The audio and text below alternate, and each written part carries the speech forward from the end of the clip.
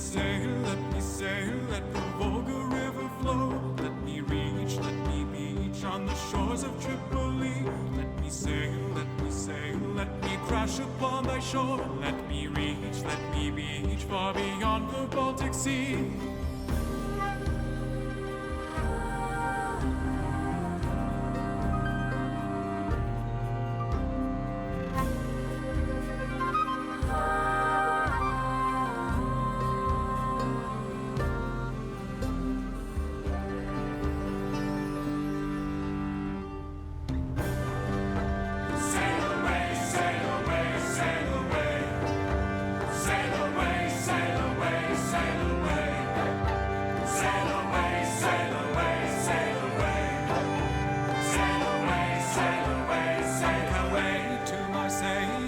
Shade of Avalon, from Paris to Turin and to Thessaloniki, from Milan to Sidon, hear the power of Babylon, from Paris to Dundee, far beneath the Celtic Sea.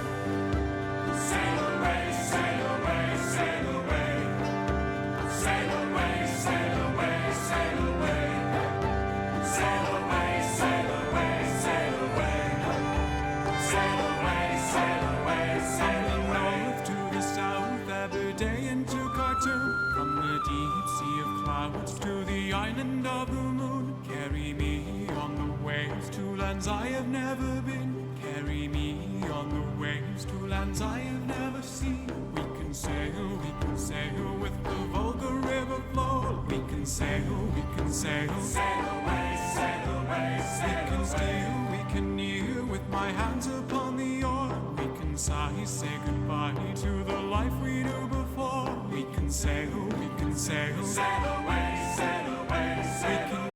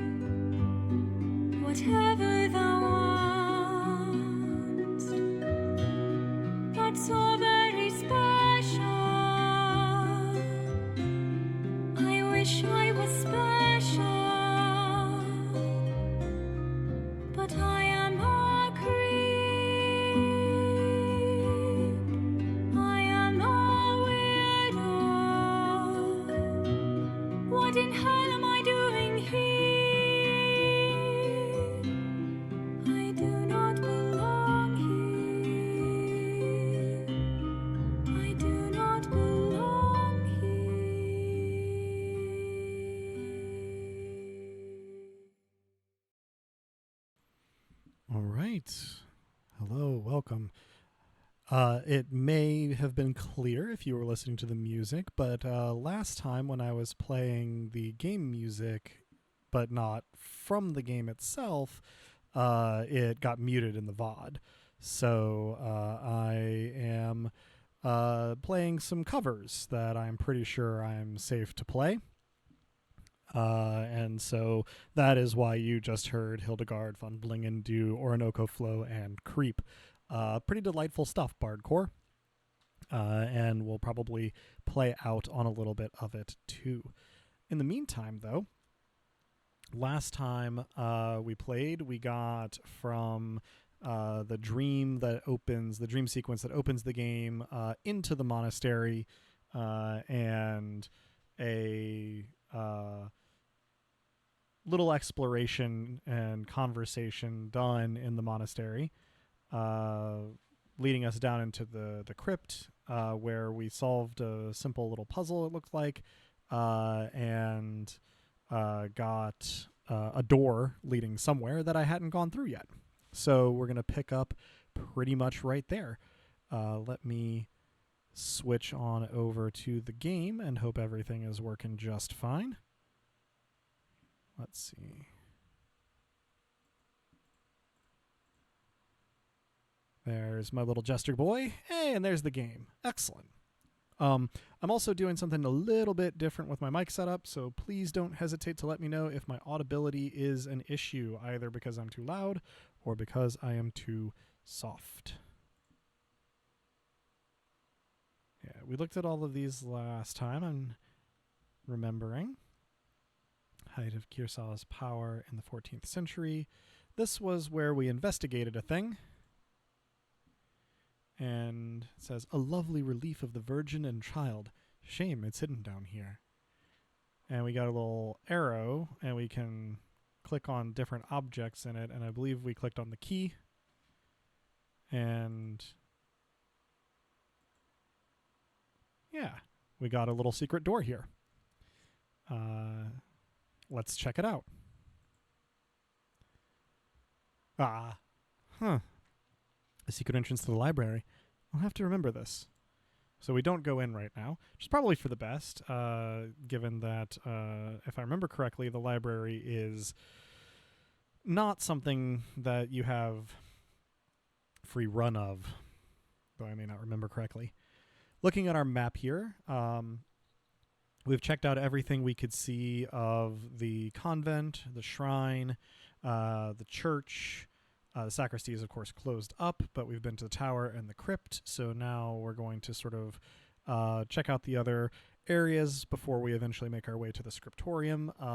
The abbot is already pretty cross with us, so I'm not too concerned about being even later. I don't think he can get too much matter. All right, so here we are in, I believe, the loquarium. Not too much to do here, so let's head to the cloister, which has entrances to the infirmary. Did we miss the infirmary? We did. Let's check out the infirmary real quick. I don't think there's going to be much to see. Just familiarizing ourselves with the locations. St. Luke, the patron of artists, is also the patron of healers. Also, if you did tune in last time or watched the VODs, I'm going to do my very best to do reasonably consistent voices, but I think we can all expect that it will mostly be my voice for Andreas and kind of a generic, vaguely English-sounding voice for most of the other characters with different pitches if I remember them. But, you know, I like to try. So this is Florian. God bless you, Andreas. Brother Florian, how are you? The brothers and sisters are well, so I am well, thank God.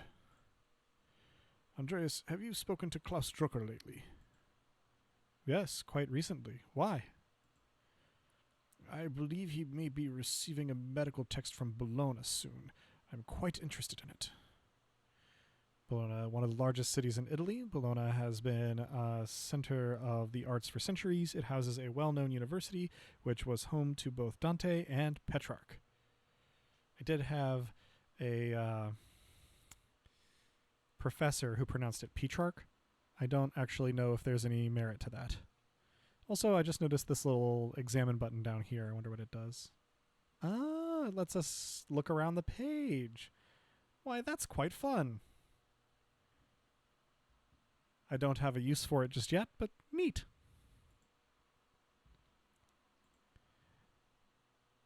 Oh no, Italian. Sai leggere l'italiano? Can you read Italian? Ah, no.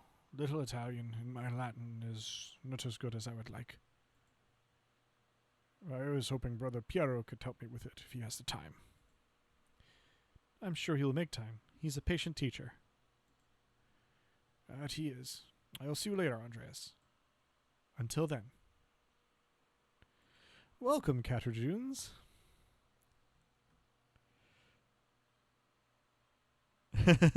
My Andreas speaks Italian, so I'll never have to. Yes, that's true.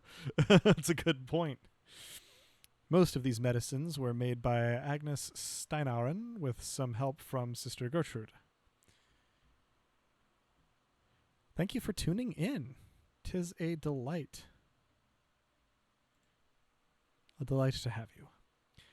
All right, let's see. We've been to the aquarium. We're back in the cloister. This just leads out to the yard, I believe. Oh, Upper Abbey. What is Upper Abbey?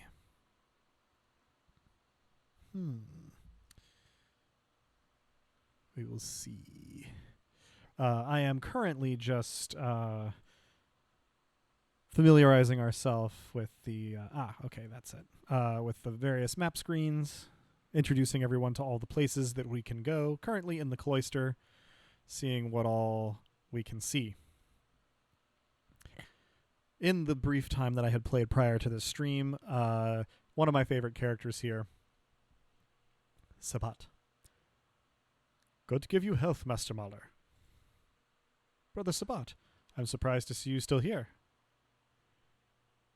I made much hay of this last time, but perhaps my favorite feature in video games overall is the misspellings that get scrubbed and corrected in the dialogue in this game. It is endlessly, it tickles me endlessly.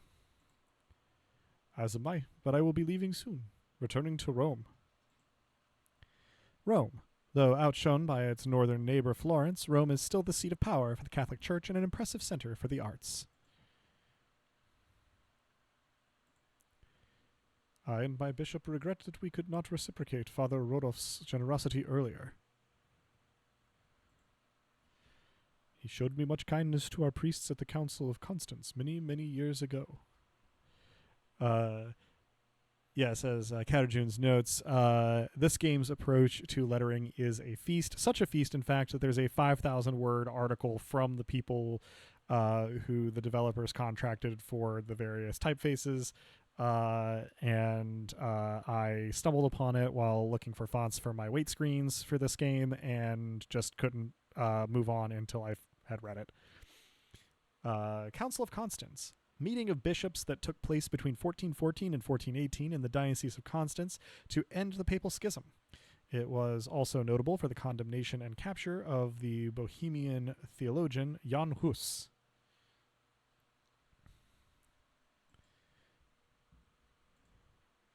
Will you remain in Rome? That is up to my bishop, but I will miss these mountains in any case.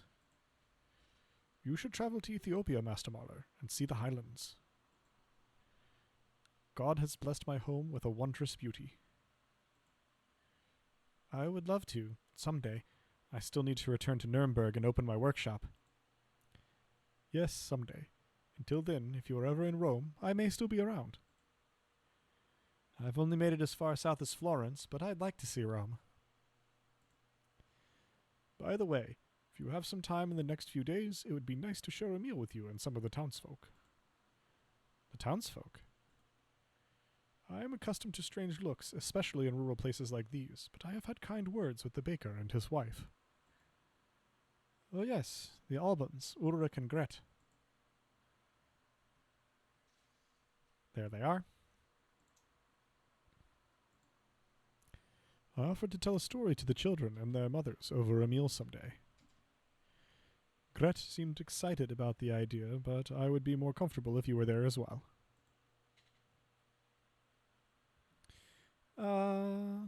I would assume that he usually eats here with the brothers, but I can certainly make time. Thank you, Andreas. I look forward to it. God give you health. Love his art. He's very friendly. Go Sabat. Okay, so we've been to the church. There's the dormitory, the cemetery, the kitchen and cellar. Let's start on the other end here and just investigate our rooms. The courtyard and lavatorium.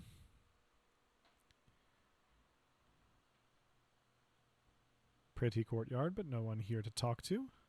Cool gargoyles. Lavatorium here.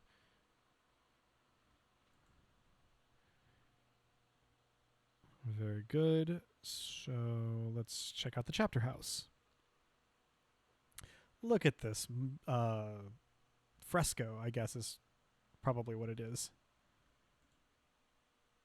No, mural. Dang. A Dance of Death mural. Father Matthias had it painted a few years before his death. It's beautiful. Don't stop talking before I can click on the glossary. Andreas, got my eye on you. Dance of Death, an artistic allegory on the constancy of death. Illustrations often feature people from every station of society to communicate that death inevitably claims everyone, from the peasant to the emperor.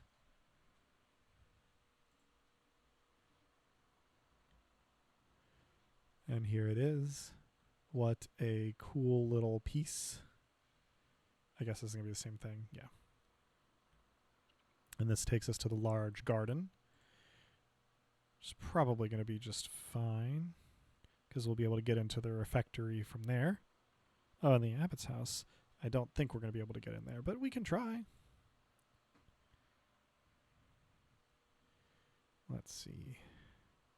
Cloister, refectory. I wonder what recipes the brothers have for peas. Recipes? Not go to the animal pens just yet. These cucumbers are growing quickly. I'm sure whatever isn't eaten will be pickled.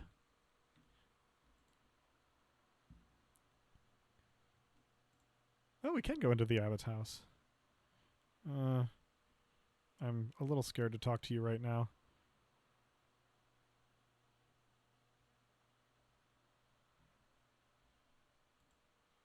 Hello, Mirabilis.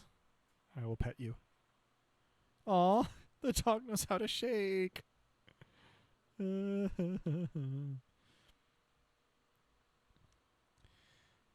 let's use our wrong button. Let's use our little book here. Someone has manners in here, yeah. Just to make sure that we are caught up on our people and that I remember which conversations I've had with who. So, Gret Albanen. Might be pronounced Greta with the double T. I don't know how older German spellings would work there. Not 100% sure. Wife of Ulrich and mother of Anna, Gret assists her husband in the town bakery. We met Brother Rudiger of, I believe that's supposed to be a T. Tulz. Cantor for the monks of Kirsau Abbey, known for his fine singing voice. Brother Sabat of Sadai, priest from the Ethiopian Church in Rome, visiting Kirsau to repay a gift given at the Council of Constance. Ulrich here, Ulrich Alban, town baker, husband to Greta and father of Anna, known for his piety. Let's see what else we got here.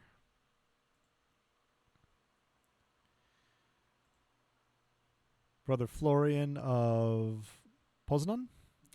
Formerly a mercenary in Poland, Brother Florian is the Abbey's infirmarian. No clue about the stresses there. Despite his violent background, he is known for his kindness and calm demeanor. And then Ferenc here is the prior of Curacao Abbey and is responsible for running the scriptorium, known for his interest in esoteric books. And Gernot, the abbot of Curacao Abbey. Father Gernot replaced the former highly beloved abbot, Father Matthias. Gernot is known in the abbey as disciplinarian, in the town as a harsh landlord. He is struggling to fund the abbey as the scriptorium no longer generates much money. Those are the two folks who are in the room with us currently. Both of whom I have already talked to a little bit today, and they were not super happy with me, so I'm going to not talk to them presently because they will be mad at me for not already being in the scriptorium. And it's a video game, so I can just do that. Check out the refectory. I love these decorations. They're great. When the brothers eat their meals, this is where the lector reads to them. Little Last Supper up there. That leads to the cloister, this to the kitchen and cellar. Here we are in the kitchen. That would go to the cloister. Let's see. Hello, Lucas. Hello, Andreas. How goes it in the kitchen? Is brother, I think that's going to be Voislav, working you hard? We haven't seen Brother Voislav yet. Maybe Voislav. Not entirely sure. Not too bad. Brother Voislav is nice to me. It's Father Abbot and Brother Prior who make things hard. How so? I shouldn't complain. They just like their food a certain way, and I'm not that good at cooking yet. Eat every supper like it's the last. Welcome, Den. Good to see you. Take a moment in particular to thank Denois for being here. I, unmoored from time as I am, did not realize that by rescheduling my stream to make room for evening plans tomorrow night, I was going to be overlapping one of Den's streams. So very gracious of you to be here watching this one. I appreciate your presence. So, I'm sure Brother Voislav will teach you well in time. Brother Idok complains about his food too, but he complains to Brother Voislav. And there's Brother Idok. What does Brother Idok know about food anyway? He's from Cornwall. Ice burn.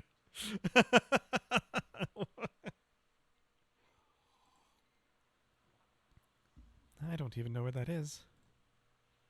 It's a land to the west, across the sea, where all they eat is fish. Sounds miserable, but that's always what he complains about, the fish. He just likes to complain, I think. Don't lose heart, Brother Lucas. You're still learning. Thanks. See you later, Andreas. Until later. I like doing the rounds and talking to everybody because you get a little bit of an idea about their relationship to Andreas and, you know, how he gets on with everybody. Check out the cellar. Ah. There's Brother Voislav.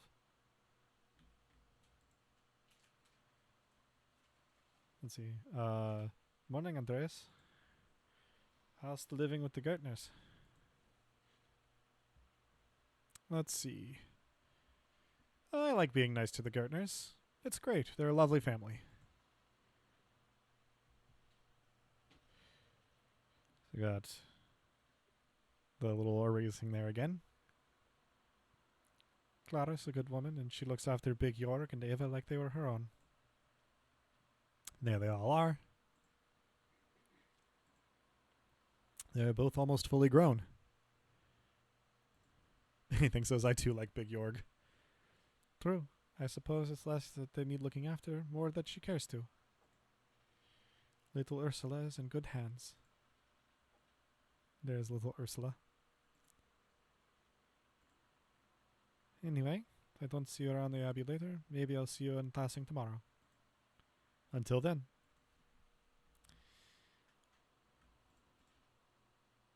There we go.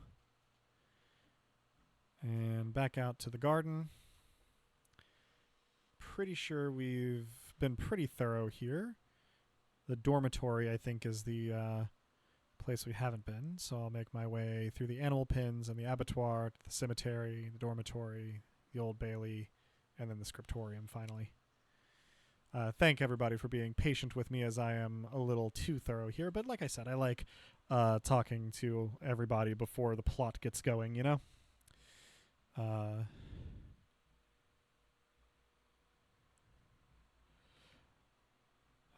Seems that Din was sent on a fetch quest, and I'm glad it went well. I have not even begun working on our fanfic yet, because I've been exploring the Abbey and talking to everybody. Hello, Folkbet. Good day, Andreas. Nothing much to say. I love these pigs with their people eyes. The abattoir is locked, which is probably for the best.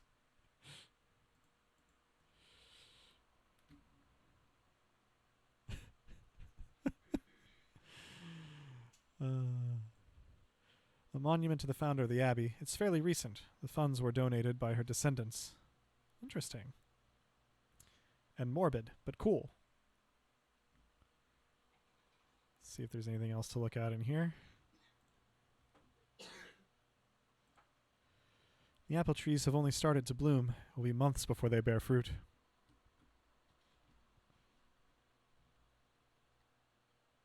Not too much else to look at. That goes up to the Old Bailey. This goes back into the cloister. We can have a look at the dormitory. Here it is. And then I believe the Old Bailey is almost the last thing here. We go to the Old Bailey, Prior's house, and the scriptorium. Excellent. We're doing it. Here we go.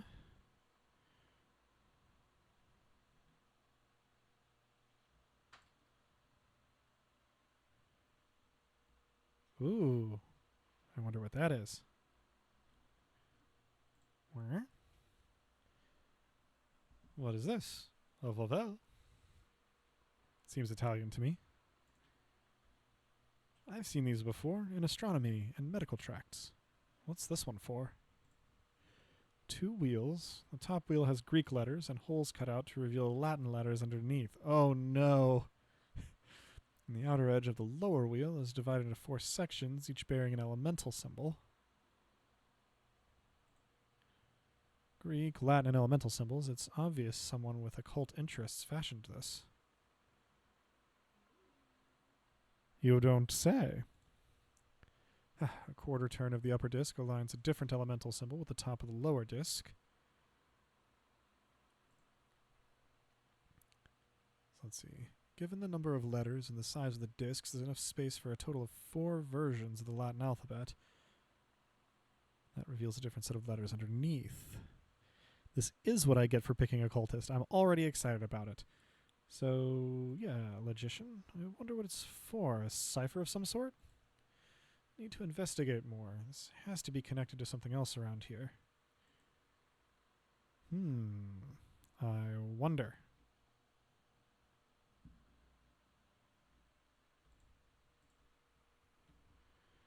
Alright, let's finally make our way to the scriptorium before somebody decides to just do away with us entirely.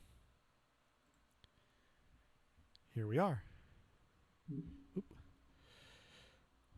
Scriptorium is pretty cool. We've got Guy and Idoc and Piero. And back out to the Old Bailey. So, let's talk to everybody. Hello, Guy.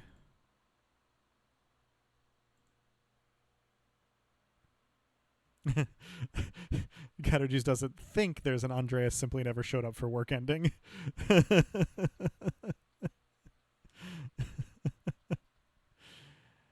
How do I want Guy to sound? I guess probably kind of French since I'm pronouncing his name in French. I don't actually know where he's from yet.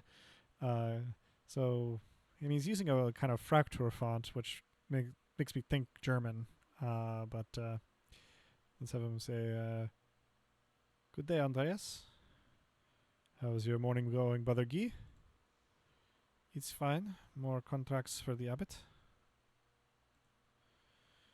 Which would you rather be making? Contracts or manuscripts? Honestly, don't care, Andreas. As long as the abbot is impressed, you could have me write the first chapter of Genesis until Judgment Day. Does the abbot's opinion mean that much to you? The abbots and the priors both. You're lucky. When you're done with this, you're going home. I'm never going to see Burgundy again. I need to make the best of the next 40 years. Burgundy, powerful former duchy of eastern France that became a province in 1477, known for its wine, art, monasteries, and courtly fashion. I too then like how Guy does not offer to write all the beginnings. Then I'll leave you to it. And then let's talk to Idoc. Let's see, he's elderly and Cornish. I know Cornishmen have an accent. I definitely can't do it. So I'll try for a little bit of just English generally. God bless you, Andreas. How are you feeling today, Brother Idoc?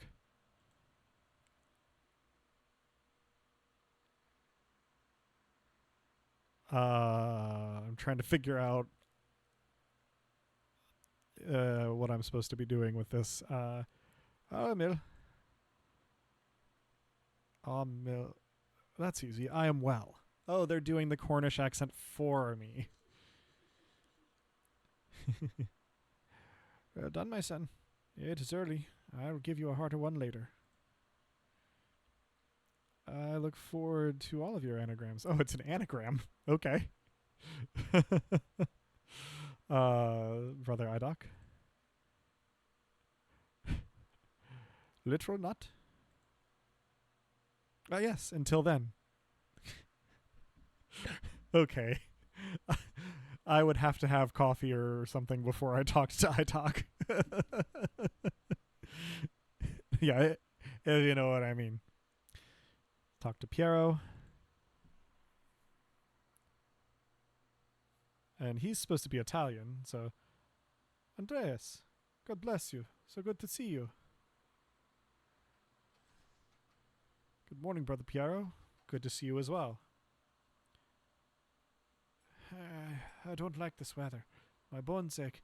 It means a storm is coming. Big Jorg Gertner says that if you live here 10 or 15 years, you can smell storms coming. Brother Idoc has been here long enough so that we can always smell him coming. I guess I don't know how similar a Burgundian accent would be to a modern French accent, but I'm going to not worry about it. Do not forget, Brother Guy, the fate of the youth who jeered the aged prophet Elisha outside of Bethel. Are you comparing yourself to a prophet, Brother Idoc? I am comparing you to an impudent youth who the Lord in his ineffable wisdom may choose to strike down.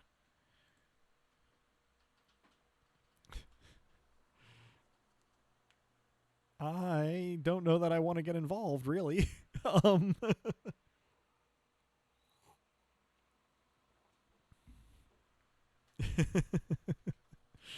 Yeah, I'm gonna stay out of it. Nothing here begs my attention. Well, everyone seems quite lively. Suppose that means Prior Ferenc is not overseeing us today.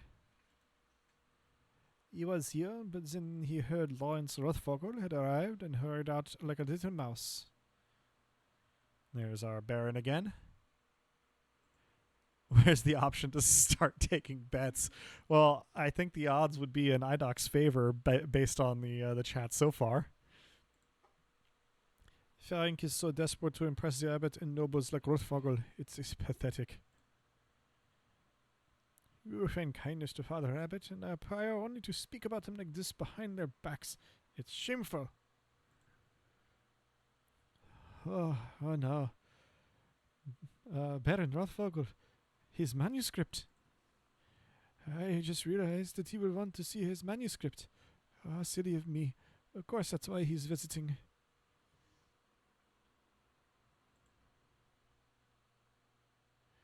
Perhaps if you are younger and faster, you wouldn't need to worry so much about patrons' visits.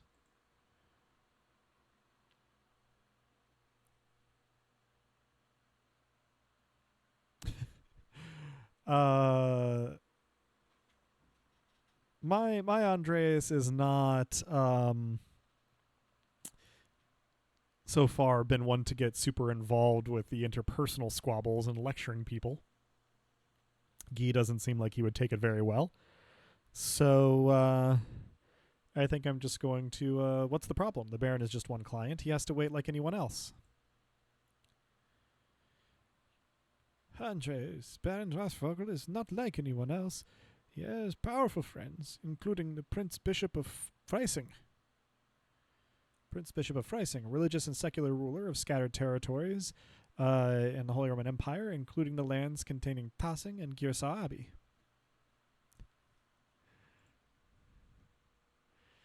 Anything so's, I will leave it to Brother Idok to tell Brother Guy that he is a biatch, in your words. And yeah, it looks like the Prince Bishop of Freising is apparently a turnip. Girsau is already out of favor. Father Abbot does not want to have to deal with more attention.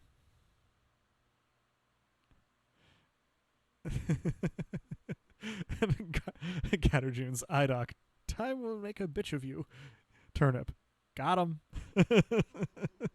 Oh, I love a lively chat. Thank you all for being here and chatting. Well, if Prior Ferenc isn't here, I'm going to work on my masterpiece until he arrives.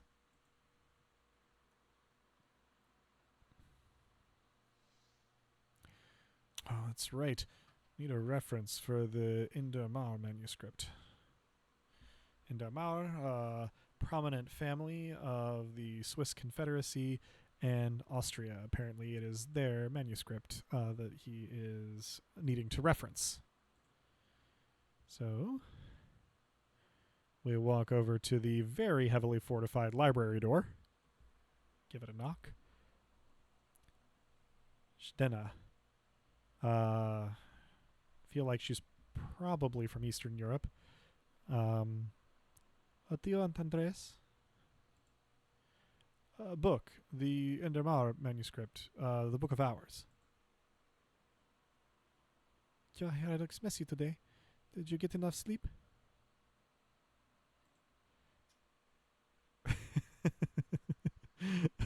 What do you mean? I mean, did you sleep alone, or... What a probing question. Why do you want to know? It would be nice to have something to think about during divine reading. Lectio Divina is the thoughtful reading of and meditation on Scripture. The practice leads to prayer and contemplation. It is a daily part of life in Benedictine communities. Give her the tea. She wants to read your fanfic. She certainly wants something. I'm going to stick with my policy of not lecturing people. Could I just get the book? Is it all the way upstairs? Can't you get by without it? I'm sorry, but I really can't. I need to reference it for my work. Really? My feet hurt and the stairs are so steep. I'm just going to ask Illuminata to get it. There's Illuminata.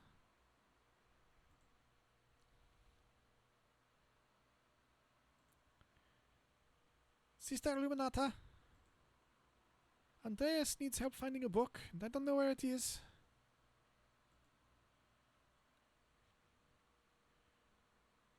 Andres?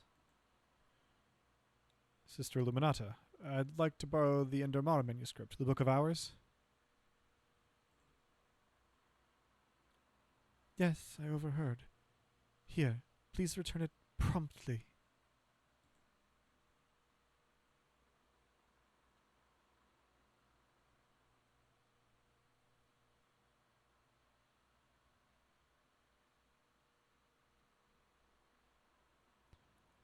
Andreas, may I see how your masterpiece is coming? Illuminata is a great stage name, anything says. Of course. Your opinion is always welcome. Look at it. Yes, the composition is lovely. There is a joyful spirit in your arrangement of the figures.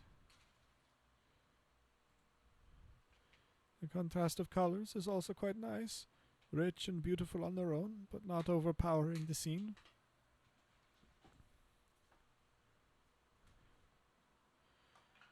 Let's see.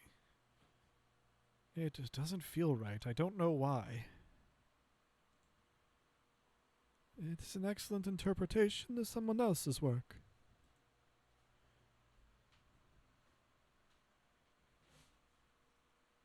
What do you mean? It's all my work.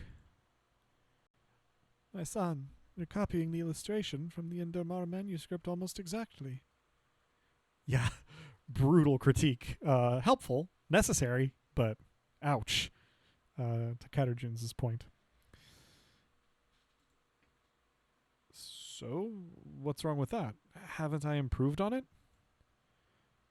Aesthetically, yes, it's wonderful, but I feel you have not given much thought to what it represents. It's November. In November, we show peasants leading the pigs into the forest to forage on acorns before the slaughter.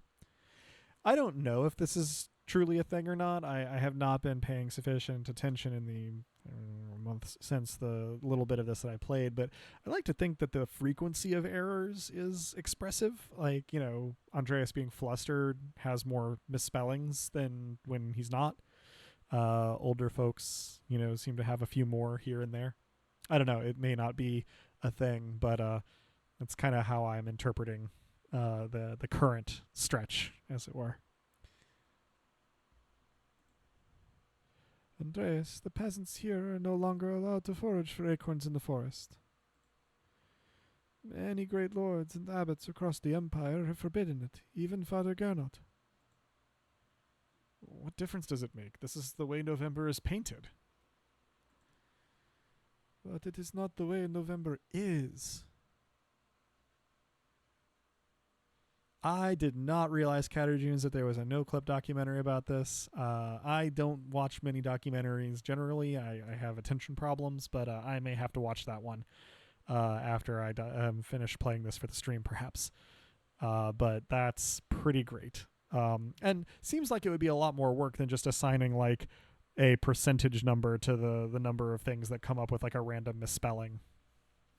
I'm pretty thrilled about that. And thank you for letting me know. Oh, yeah, it's not going to let you put any links in there, but I'm sure I can find it. Thank you, though. Art is illusion, storytelling, but in their most sublime form, these images illuminate a path to truth.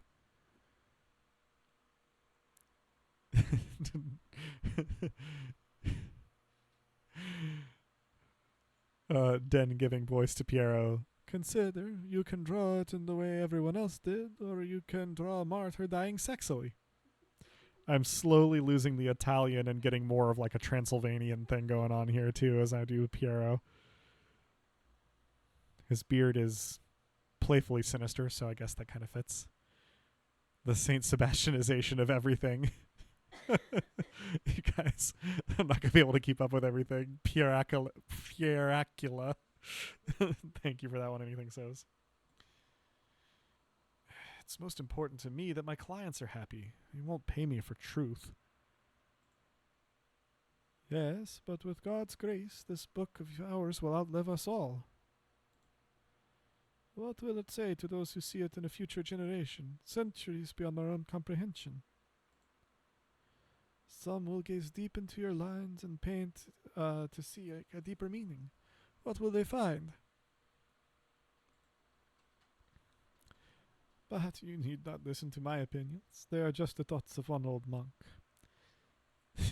Yeah, Dan, what if Dracula had just taken up illuminating manuscripts? I mean, probably he did for a while, right? Like, if you're immortal, you probably had that hobby for 80 years and then moved on. Pardon me. There is no place for the monastic scriptory anymore. In truth, this room is a place out of time.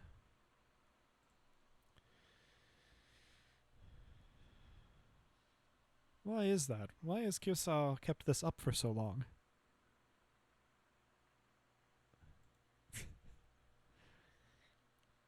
Some people, some places have a difficult time letting go of the past. I am not among them. The creation of boons of art is no longer or books. It's a typo. Or whatever the predecessor to a typo was. Misspelling, I guess. The creation of books of art is no longer the province of monasteries. So be it. More people will be able to write. More will be able to read, and in so doing, be brought to truth. I catch up with you guys. Anything so's as what Dracula spent his 20s on. His senior thesis was in illuminating manuscripts. Caterjunes adds, this monk never gets older, and every so often there are fewer monks. Different game, but a game I would play. Let's see. Then we can go with, don't you think there's a danger in anyone being able to write, anyone being able to read anything? I don't. I think there will always be a place for artists like you and Brother Idoc. I like that sentiment. Oh, we snubbed Guy. Okay, we can add him in. Let's do it. And Brother Guy. It's kind of you to say so, Andreas, but you need not be concerned for me. I have lived a long life, and I am happy to have served the Lord. When he calls for me, I am ready.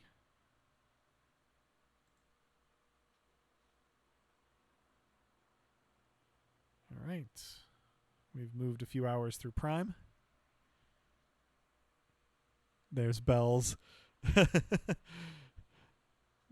Den reading, signaling that Piero is not long for this world.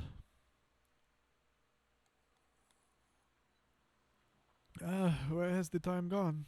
It is already terze. Monastic hour corresponding to 9 a.m., one of the little hours of prayer. Terze precedes Mass and the chapter meeting. Yeah, I guess this is a type of village where not arising at dawn is sleeping in. Too much talk. I must ask forgiveness for not honoring the rule. The Rule of St. Benedict of Nursia is a book of instructions for monks living together under the guidance of an abbot. Written in the 6th century, the rule provides the principles for living a monastic life. Until later, Andreas. Until later. And we just work. I love Brother Piero's little walk cycle. He's so cute. Oh, we knocked over our inkwell. There goes Prior Ferenc.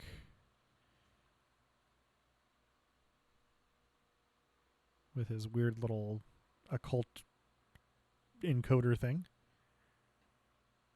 Go into that little lectern there.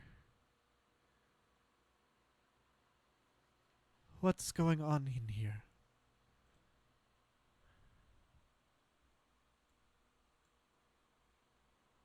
I guess... Can we? We cannot mess with this. That's not surprising. Don't think that Andreas saw it, but here we go. Andreas, what was that noise? Oh, I'm sorry, Sister Illuminata. I knocked a bowl of paint to the floor. But then Prior Ferenc came in, wrote in one of his books, slammed it closed, and left. He was in such a hurry, I don't think he even noticed me. He was slamming books shut. Prior Ferenc should know better than that. Some of these manuscripts are quite delicate.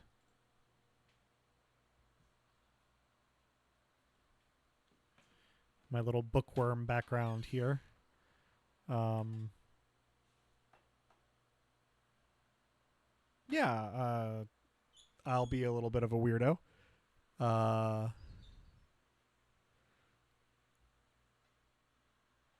I fully agree. Delicate or not, all books should be treated with the utmost care.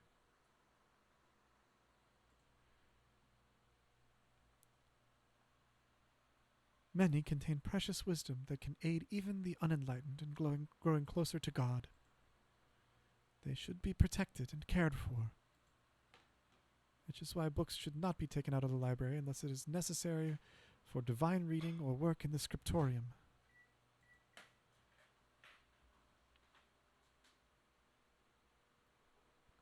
Let's look up the Chronica Clara before moving on with this conversation here. Chronica Clara, the Clear Chronicle, a history of the universe from creation to 1082, written by the Irish monk Marianus Scotus.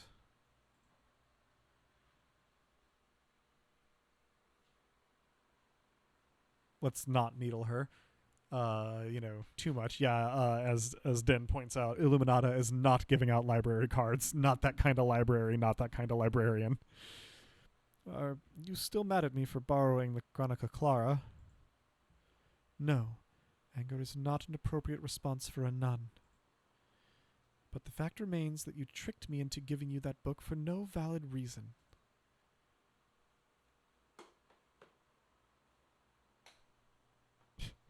I'm not going to go the 6-year-old response of, you sound angry. Not valid. Is it not valid to want to see the work of one of the great Irish scribes? One who wrote masterworks that even now grace libraries at Cologne, Fulda, Mainz? A couple of geographical notes here. Cologne, a large, powerful, free imperial city on the River Rhine, is a major hub for commerce between Italy and the Netherlands. It is also a popular site for pilgrims, as its cathedral contains relics of the 3 wise men, represented as crowns on their arms. Fulda is a town built around an old Benedictine abbey near the center of the empire. Fulda's abbots are imperial princes and wield great power. And Mainz. Located on the Rhine River, Mainz is the home of the Archbishop of Mainz, an elector of the Holy Roman Empire, and Primas Germaniae, the Pope's substitute north of the Alps. I have had the incredible good fortune to visit the cathedrals in both Cologne and Mainz, though I have not been to Fulda yet. Den points out that Illuminata is not angry, she's just disappointed. No, it's not. Not unless it pertains to your work or the abbot permits it. Now, if you'll excuse me. Wait, what's all this fuss about Lawrence Rothvogel? Why is Prior Ferenc so nervous? Lawrence? I didn't know you were familiar enough with the man to use his Christian name. Anyway, I haven't dealt with him personally, but the prior and Father Abbot have. I only know that he's purchased a number of our most valuable manuscripts over the years. And he paid enough to help the Abbey when we needed it. Like, what? What did he buy? I can't remember. You know, I have my own responsibilities to attend to. How about this, Andreas? If you help me recover some missing books, I'll tell you what I know about the Baron. Of course, I'll help in any way I can. Thank you. It's for the good of the Abbey. Where should I begin? Out there, where you are, and where you and your cohort have carelessly strewn books around the scriptorium. I will tell you what books I'm looking for, find them, and return them to me. The first books are 2 volumes of the Aeneid, a poetic epic telling the legend of Aeneas, a heroic Trojan who struggles to reconcile his personal desires with his destiny to found Rome. It was written in the 1st century BC by the Roman poet Virgil.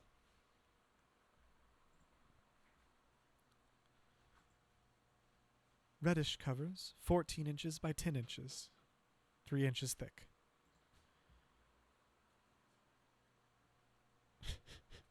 we can be pedants and ask Innsbruck inches or Nuremberg inches. Or we can, oh, I know the ones. They're among Piero's favorites. He keeps them by my desk.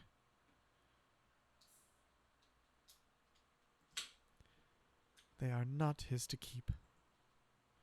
All right, so let's go grab those. Check and see if we can do the... Yeah, nothing. Oh, there's a fair amount of wear on these. I hope you don't mind. Those volumes were old even when Piero started to make the copies. How long ago was that? 3 years. The Aeneid is not one of my favorite stories, but I understand why it appeals to Piero.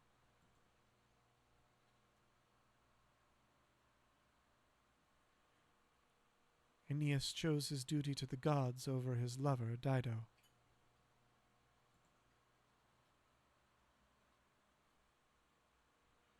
Do you think Aeneas' sense of duty appeals to Piero? We all have our vocations. Brother Piero takes his more seriously than most of the others in this abbey. You clearly take your chosen vocation seriously.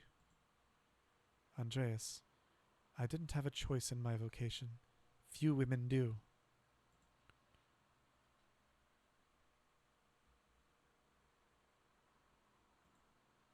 Is it really that bad? Is being a woman that limiting?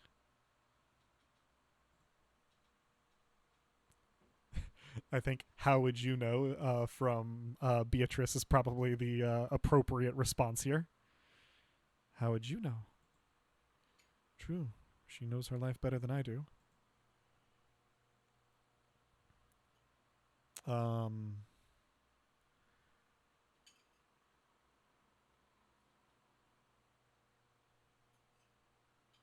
Yeah, I mean, it seems like she does take pride in her vocation, and I'm predisposed to using the choices that relate to the things that I have picked for myself. So true, but that doesn't mean women can't take pride in their vocations. In the City of Ladies, Christine de Pizan defended women of all classes by showing their value to society. What a well-read gent we have here. I'm interested, too, that he abbreviates the title. The Book of the City of Ladies is the formal title. One of the most renowned female authors of Western Europe, Christine was a court writer for 3 dukes. She is well known for the Book of the City of Ladies and the Treasure of the City of Ladies, works that defended women and offered advice to women of all backgrounds. Good reading, if you can get a translation or read, the medieval original. Genuinely really interesting. An admirable effort, but even if we do exactly as we are told, we are portrayed as vehicles of sin.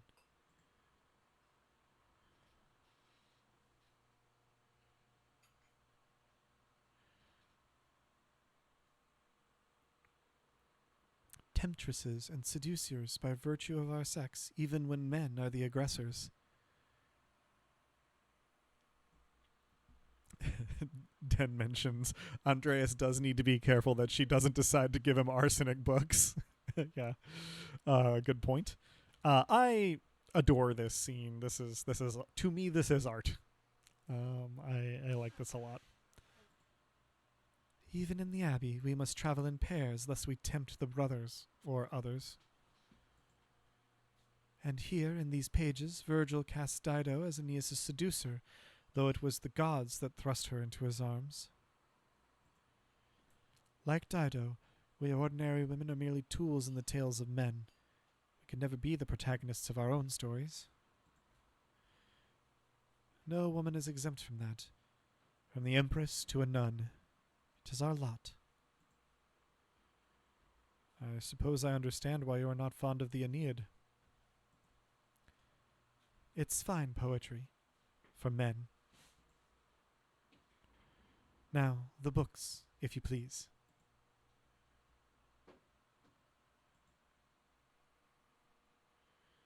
Thank you.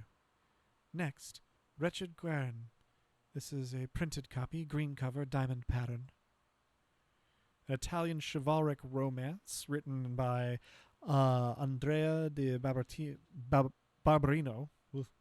Andrea da Barberino in the early 15th century. The titular character rises from impoverished origins to go on heroic adventures and discover his noble parentage. Originally published as a manuscript, it enjoyed greater success as a printed book. Yeah, we do need to get Illuminata a time machine. I do not have the size in the ledger, but hopefully the description is enough. I think she would be appalled by most other times and places that she could go to for various reasons, but probably less restricted in lots of them. I know the one you're talking about. Brother Idoc was reading it. There it is. I saw that one earlier when we were coming in. The beauty of this book belies its ridiculous content. I'm surprised the Abbey owns a copy. We don't. It belongs to Amadea Rusco of Lugano. It's a Venetian edition. It's quite valuable. Lugano, a highly contested Swiss market town located in the southwestern Alps, the Dukes of Como and Milan fought for control over it until it was claimed by the Swiss Confederation in 1513. Then makes a point. She could at least pick up a few books to take back.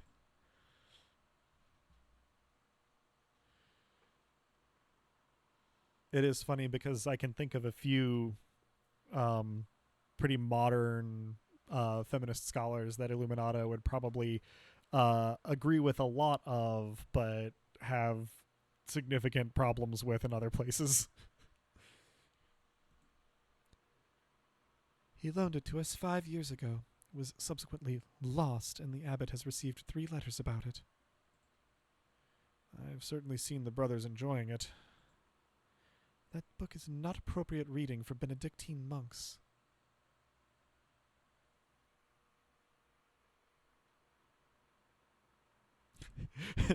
Catajunes, she emerges from the time machine with some Judith Butler and maybe also a gun. Again, a game I would very much play.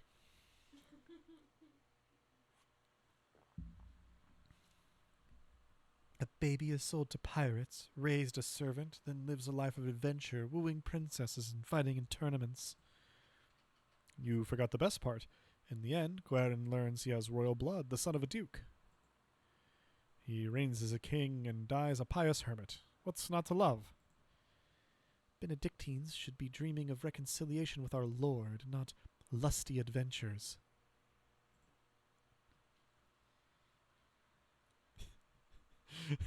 I don't think she's going to like either of these, but I like this one better. I suppose you're right. It's better suited for knaves like me. It's not my place to reprimand anyone for reading stories, least of all you, Andreas. Still, we must be on guard. Fantasy leads to temptation. Temptation has led to the downfall of many men and women. Oh, cool. Time to do some moderation.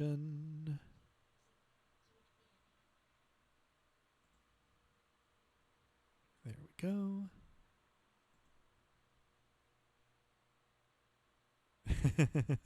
Yeah, Den, you forgot the best part, where it's way more important who your biological parents are than how you were raised. Yeah, a running theme in a lot of these chivalric romances, of course, is that a character that has been relatable or been intended to be relatable to ordinary folks gets revealed to have had noble parentage so that they can have status and power and leisure and marry the noblewoman at the end. But of course they can't have known about it or been raised that way, because then they wouldn't be relatable or fun. They'd be your landlord, and that's not cool. So yeah, it's a real interesting little trope, that gets inserted in, and maybe not all, but quite a few of them. Not always for that exact reason, but frequently. Anyway, this is where I part ways with Illuminata's worries. Exactly. I'm not going to say necessarily that she is categorically incorrect, just that the whole downfall part, not not so much. Yeah.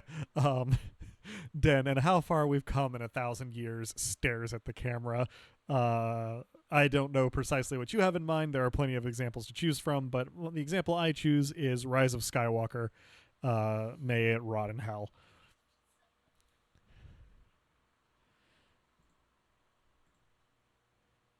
Sometimes, yes, but books like this, it's all the same type of fantasy, isn't it? To die better than we are born. And what's the problem with that? Why shouldn't a peasant dream of being a king? There is neither Jew nor Greek, neither slave nor free, neither male nor female, for you are all one in Christ Jesus. We may be one in Christ, but we are not equal in this world. It isn't this world you should be concerned with, Andreas. But the book, Andreas. We must return it. Or would you like the abbot to receive the fourth letter?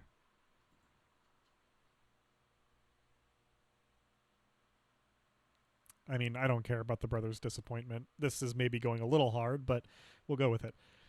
I understand. I'd hate to loan a book and never get it back. It'd be like losing a limb. Well, perhaps a small limb, or my little finger. Regardless of the size and importance of the body part in question, I understand and appreciate it. It's not my goal to deprive the brothers of their joy, but to return Amadea Rusco's property. The book, please.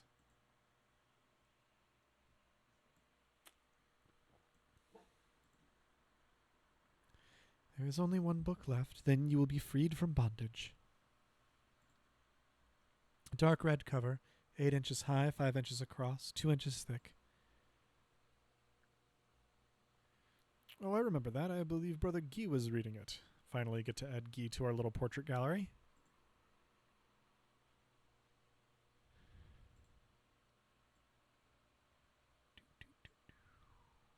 There it is. Now that I think about it, Guy always has been guarded about this book, like he was hiding it. I can't read enough of the French to be sure, but it does have amour here in red. So probably not super appropriate. Very good. Please bring it here. What is this, anyway? Maybe I should have learned French at some point. We had our chance at the beginning of the game. What is this? Why are you asking so many questions? Just give it to me.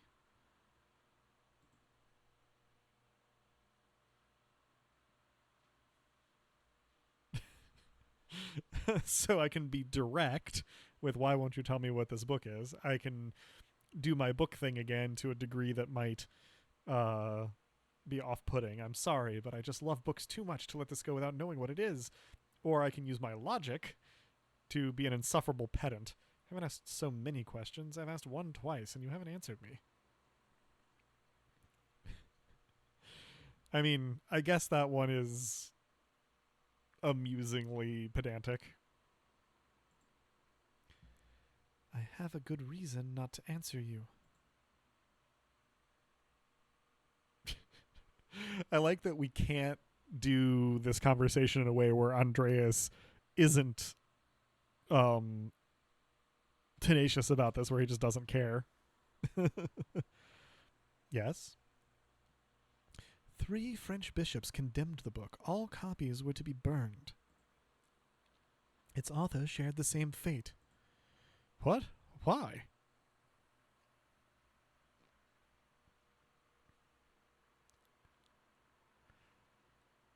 Oh. Den has provided us with an auto translation of the last sentence here. Now understand with humility a simple example borrowed from worldly love and apply the same to divine love. I can see how this might be upsetting to French bishops.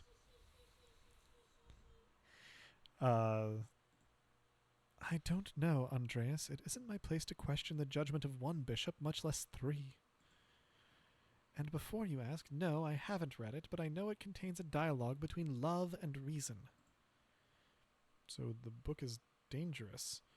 When did the bishops condemn it?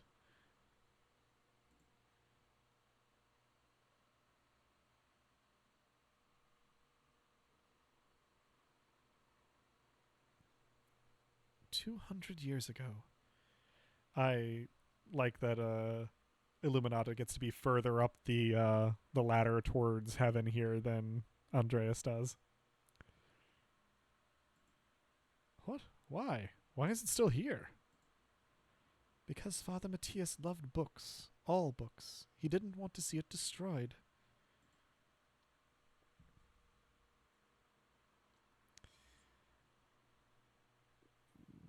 I can sympathize with him. That's fine, but Father Matthias is gone. It's not my place to question the former abbot's decision, but when Father Garnet learned it was in our possession, he wanted it destroyed.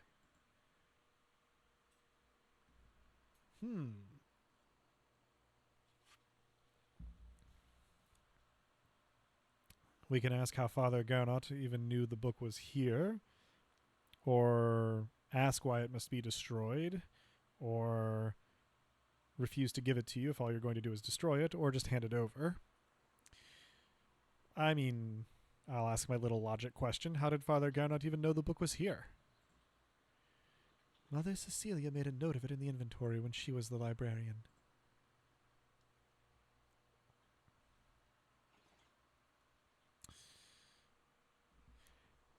So, I don't think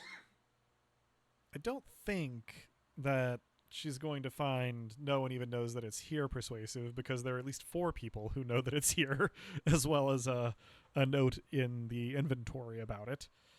And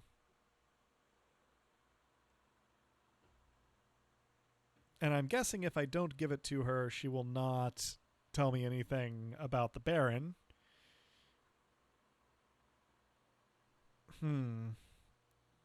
It does seem out of character for Andreas to hand this over, with him loving books so much and all. But because Illuminata is one of the most interesting people to talk to we've run into so far, I'm hesitant to get on her bad side. More than I already have, I guess. Tough choice.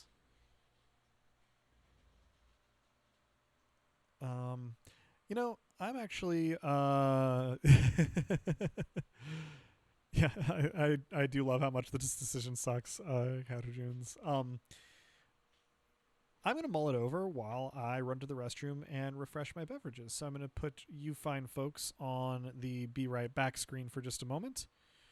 Oh, I just realized that the desktop audio has been muted this entire time. I'm terribly sorry about that. I didn't realize that was the case. Oh boy, I'm a super professional streamer. Well, I'll play you all some more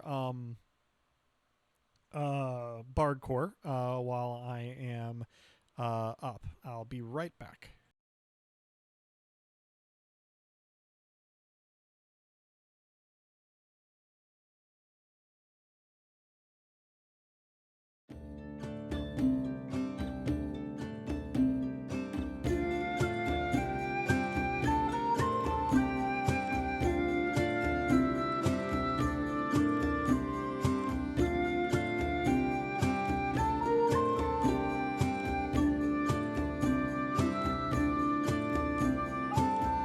Now and then I think of when we were together. There has surely hit the apple of mine eye.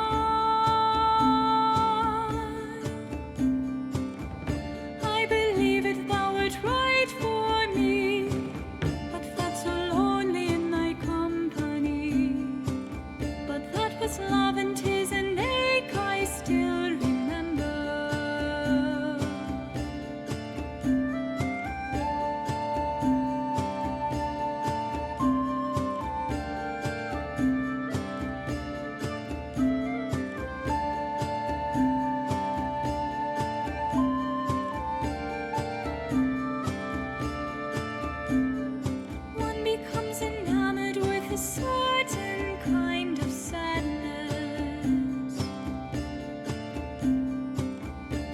resignation to the end, ever the end.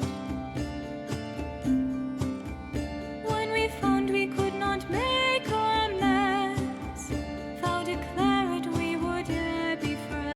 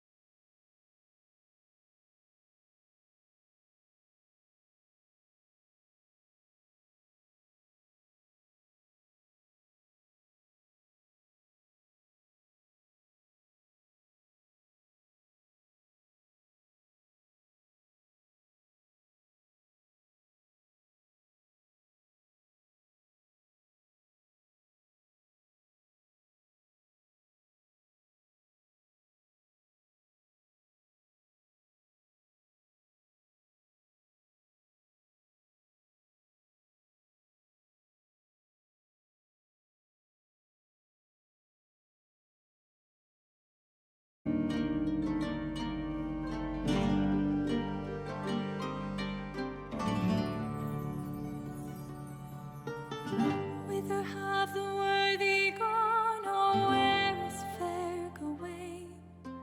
Where is gallant Galahad to take the bridle rein?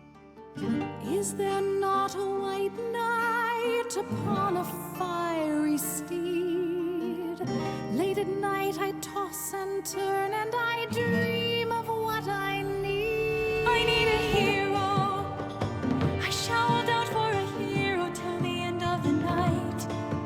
I pray he be hale, winged of heel, and newly returned from the fight. I need a hero. I shall hold out for a hero till the morning light. He must be assured, ere true to his word, with a wit that will thrill and excite, thrill and excite.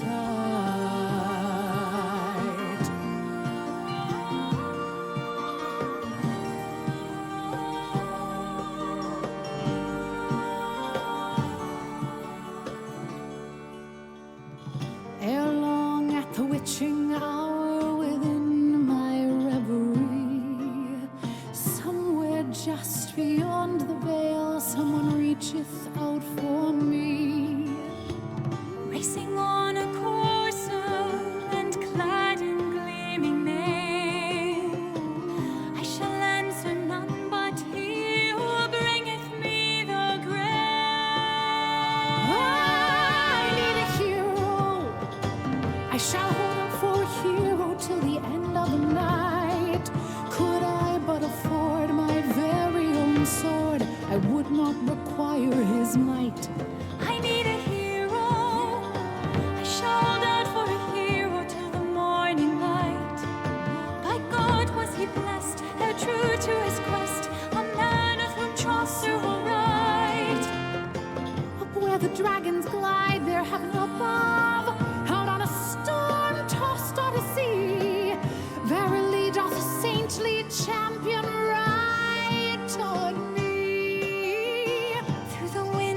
chill and the rain, the plague and the flood. I can feel his approach like a fire in my blood. I need a hero. I shall hold out for a hero till the end of the night. I pray he be hail, winged of heel, and newly returned from the fight. I need a hero. I shall hold out for a hero till the morning light. A knight not a pawn, a true paragon, with armor and eyes shining bright. I need a hero.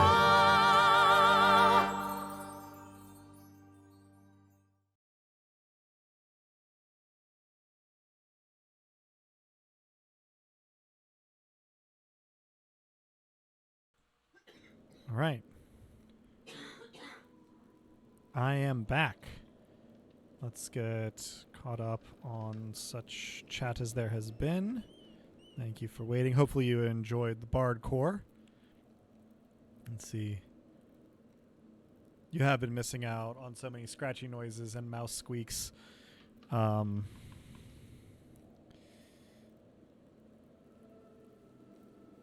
Hello, the Zora Zora. I am better at some forms of old written text than others. This French script is legible but not easy, and I don't know much French, so I can find some things. But I can't quite read a sentence exactly in the French ones. I'm a little better with German, pretty good with Old English, more or less fluent with Middle English, depending on the hand it's written in. And I can squeak by with some Latin. But yeah, it does depend on which hand they were written in. How easy it is, and of course what language, for how well I can understand what it is I have read. I have some training in that. And fortunately, this game does a pretty good job of making it crisp. Doesn't have some of the difficulties that would be present in a worn, handwritten original manuscript. I have an easier time reading some of the medieval and early modern systems of script than I do reading some, if a teenager writes in cursive or something, that can actually be harder for me. So I did think about the choice. It is, as Catajunes mentioned, a decision that very intentionally sucks. And I think that my instinct is, when I play these games a lot, just games in general, to be a people pleaser. But I think that the way we've been playing Andreas, he's not going to hand over a book that he knows will be destroyed. So I think we'll equivocate and then refuse, is I think where I'm going to come down on it. So here we go. Must the book be destroyed? No one even knows that it's here. I do. So do Mother Cecilia and Father Gernot. Well, I refuse to give it to you if all you're going to do is destroy it. What? Why not? What are you going to do with it? Read it and become a French heretic, or I'm not sure, I'll hide it, keep it safe. This seems more in character. This is very funny. We'll hide it, keep it safe, but read it and become a French heretic is very funny. I'm not sure. I'll hide it, keep it safe. Give me that book, or our deal is forfeit. That's what I figured. I won't tell you anything about Baron Rothvogel. Okay, so we can argue again. Consider the sound theological reasons for allowing this book to exist. I appeal to your duty as librarian of this abbey to not destroy this book. I propose a compromise. I will take the book from the abbey far away, or fine, take it. French heretic percent.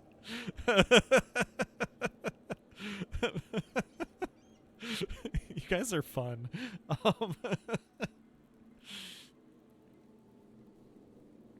I don't think we're going to convince her regardless. I don't think we can make sound theological arguments. Seems not in our wheelhouse.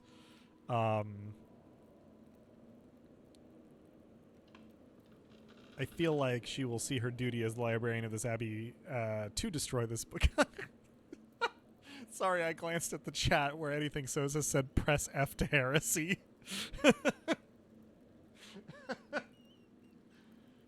Goodness gracious. That one got me. Well done, anything So's. So maybe we will propose a compromise. I will take the book from the abbey far away. I doubt that she will like that, but it seems the best option here to me. I'll be gone by the time Father Gernot asks about it. If you like, you can say I stole it. I mean, that would just be the truth. It's not... I doubt he'll make a fuss about me stealing a book he wanted destroyed. I don't like this, Andreas. It feels wrong in my heart.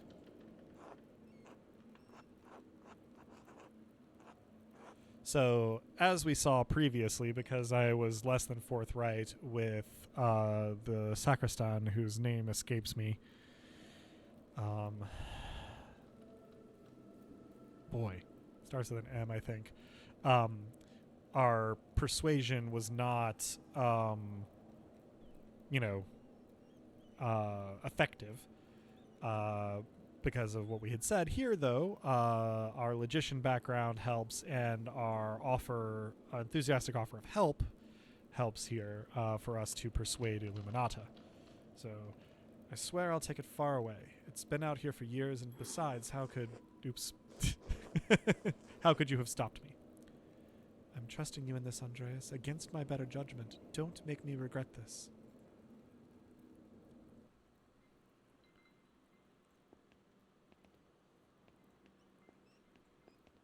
Still can't look at what Ferenc was doing. All right, let's go talk to Illuminata. Now then, Baron Rothvogel. Quickly, though. I need to finish up here soon.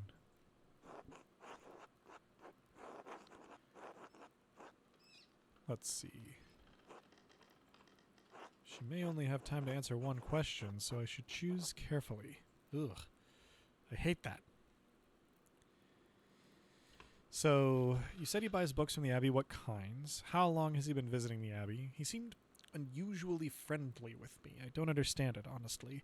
Or he mentioned finding a copy of the Historia Tassiae. He said it had some scandalous details in it. Now, that is probably the most salient point, but it also feels to me like the one she's least likely to be forthcoming about. His friendliness sticks out to me, I mean, as a matter of role-playing as much as anything else, right? Like, getting chummy with barons is dangerous.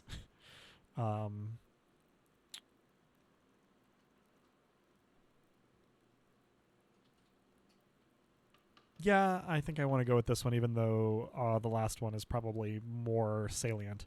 So he seemed unusually friendly with me. I don't understand it, honestly.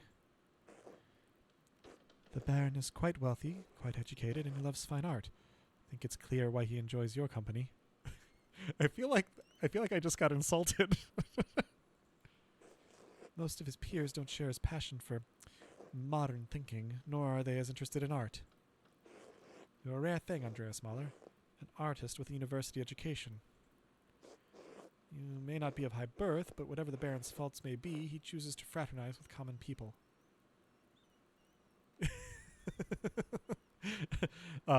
Den, doing translation work for us, has translated Illuminata as saying, he's queer, fam. Sometimes with unpleasant consequences. What, did he get involved with someone in the town? I mean, that seems more likely given what we do know than someone in the Abbey. So yeah, what, did he get involved with someone in the town? I only know rumors. A simple argument between the Baron and a man became violent.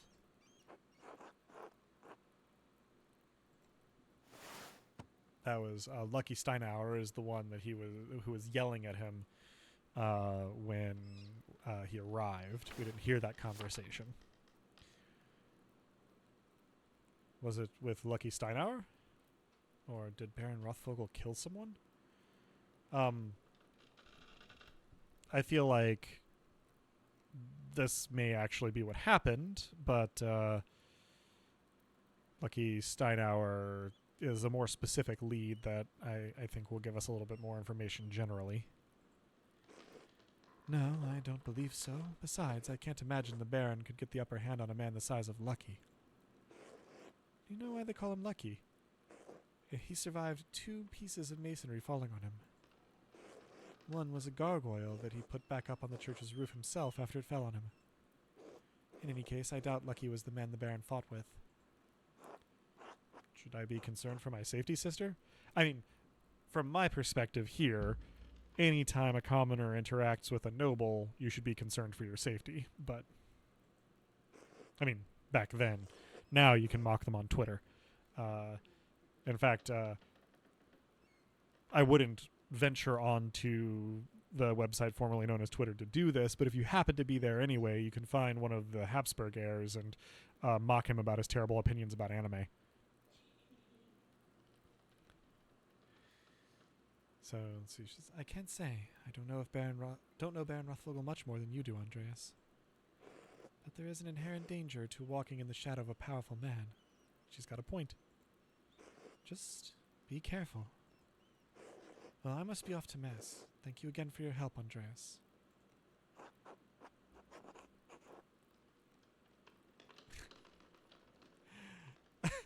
I don't like either of these options. I would like her not to know that I found that.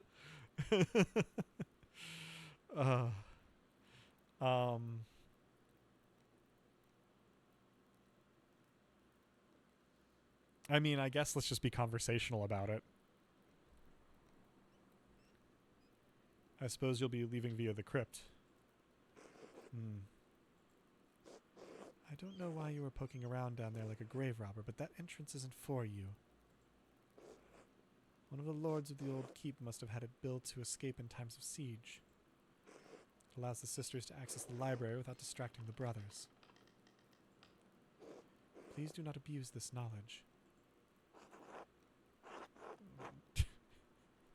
Maybe I could abuse it a little. I love how antagonistic that you can have Andreas be toward Illuminata, but again, she's sort of the most interesting and relatable person we've seen in the Abbey, so, you know. Of course not, sister. Thank you. I appreciate your discretion. Good day, Andreas. God be with you.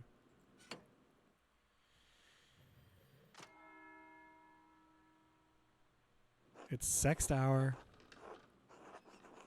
That's the bell for Sext. The brothers will be sitting down for dinner soon. Monastic hour corresponding to noon, one of the little hours of prayer, followed by dinner.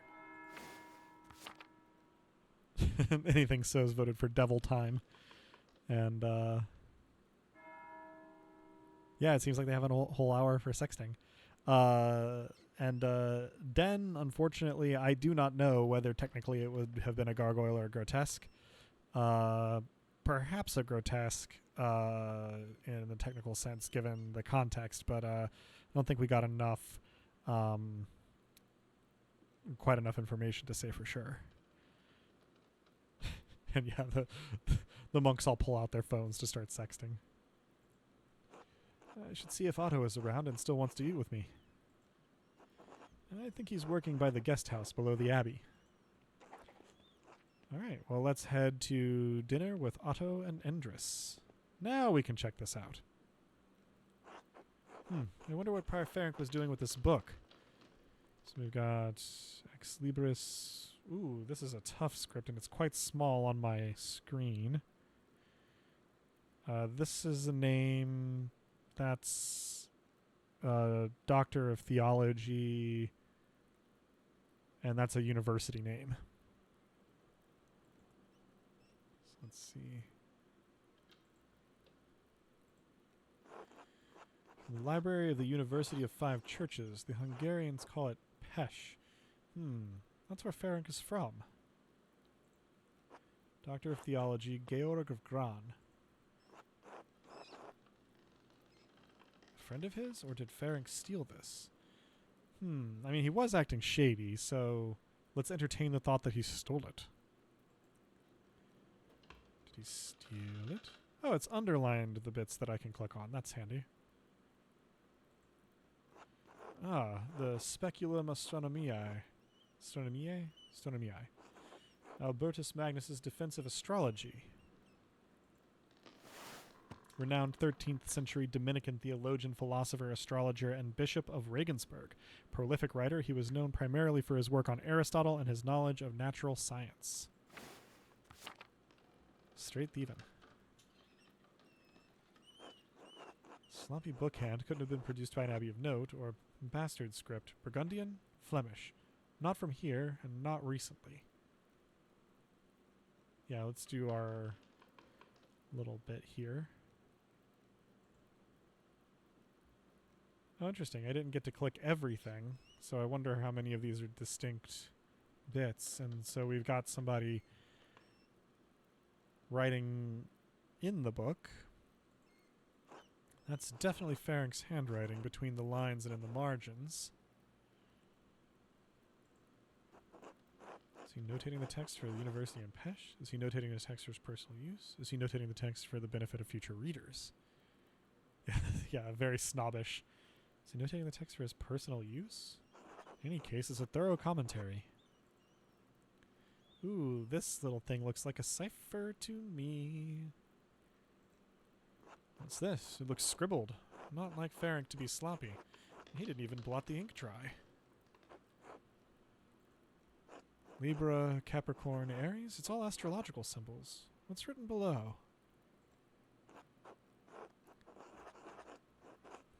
Maybe I should have learned Greek at some point. Greek, to be sure. I don't have any blessed clue what I should do with that. Azbkoksu? Doesn't make any sense. It's not even a word, just a jumble of letters. This must be some kind of cipher. What's the key? Wait, the Vowel I found also has Greek letters on it. They must be connected, but how? The outer ring of the Vowel is marked with alchemical symbols, but this cipher has astrological symbols. Something I'm missing. Suppose I'll figure it out in due time. But I'll copy this down now to reference later. Good. If there's one thing I'm great at in video games, it's code breaking. That is sarcasm. I didn't make it 10 minutes into Fez. Alright, let's not pass through the occupied areas currently, because they're going to be in mass, and I feel like being considerate as an act of role-playing.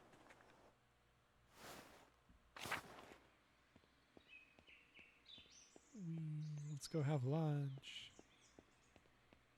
One of the games that I have in the queue for playing on stream is Mutazione, and I can guarantee you that I will not be so cavalier when I play that game. I will talk to everyone between every other conversation. It will be insufferable, but each time I've started it, I have missed something in the first full day by not doing that, so it has trained me. Well, hello, Martin, you little scuzzbag.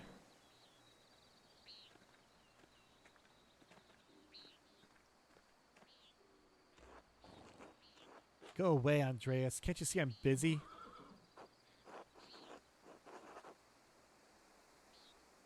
Is it not really? What are you doing? Or, I thought we could have a pleasant conversation for once. I like that world-weary attitude. Why would I want that? I got so many better things to do. I'm only trying to be friendly, Martin. Or what's your problem with me, then? I guess I'll leave you to it, then. He doesn't seem like he's going to respond well to anything, but I guess I'll leave it to you then. I don't know that I care very much if he responds well to me, though. They should have let us talk to the horses, Dan, you're correct. So I guess I'll just be the adult in this situation. Only trying to be friendly, Martin. Why?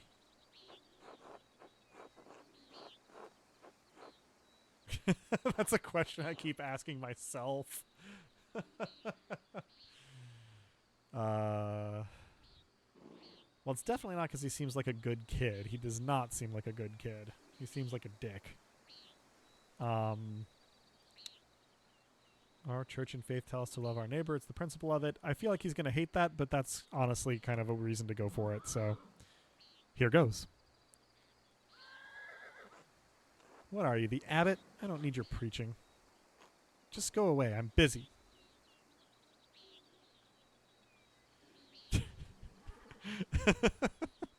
Unfortunately, the horses only speak French. Yeah, they might be spies. Would you like to join Otto, Andres, and me for dinner?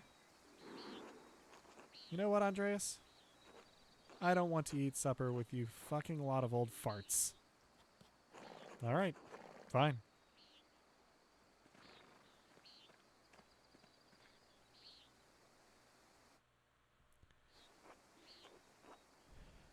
Oh boy, people that I've talked to before. Good day, Master Mahler. Ah, Andreas, good to see you. I trust Clara gave you my message. Afternoon, Andres, Otto. Clara did give me a message. Sorry I missed you this morning. I was still asleep when you came by. The abbot really lets you get away with anything, doesn't he? Leave him be, Otto. I'm hungry. Let's pray.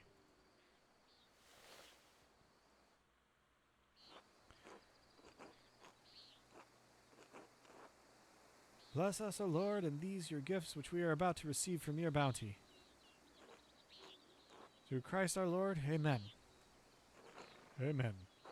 Amen.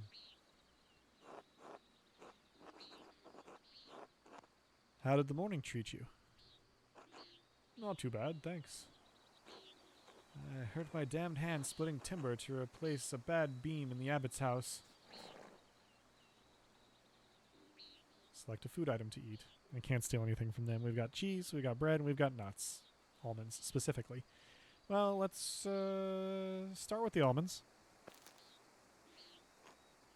It's not that bad an injury. It just galls me that the abbot bleeds us dry and we're expected to do work here when it suits him. And then cheese. Oh, it's not all that bad. I get a lot of good work from the abbey. Casting pilgrims' badges isn't really smithing, but I don't mind. And then the bread. Anyway, I saw you walking with that Baron, Rothvogel, in the meadow on your way up here. What's that all about?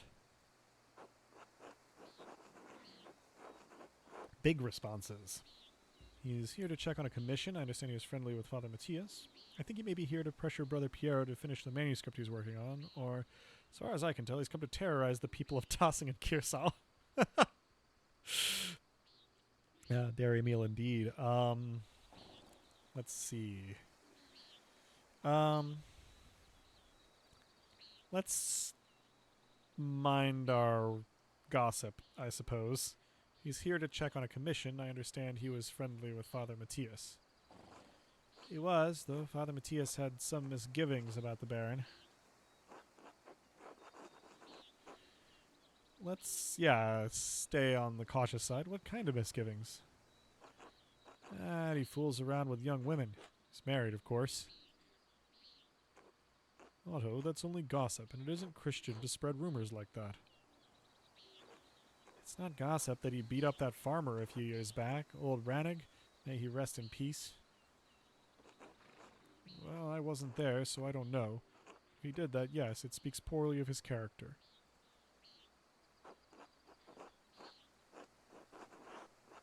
We had a long conversation on our way up here, but he didn't mention anything about that.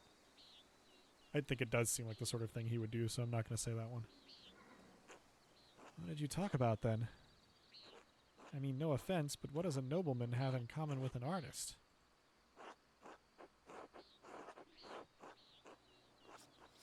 Let's see. He could sense my inherent moral quality, Otto. No, talk to me about my work. He's fascinated by both art and books, or Martin Luther, my time at university, a variety of other things. He's quite well educated. That's probably mostly what we talked about, so I'll go with that one. Sure, I imagine you have a lot of time to read when you don't have to worry where your next meal is going to come from. This bitterness and envy are not good for our Christian souls, Otto. It's not envy, Endris. No one should get away with what he does, what this abbey does. No offense to you, Andreas. I don't have any problem with the books the abbey makes. I mean, I never did learn to read, but if people are paying the abbey to make them, it doesn't bother me.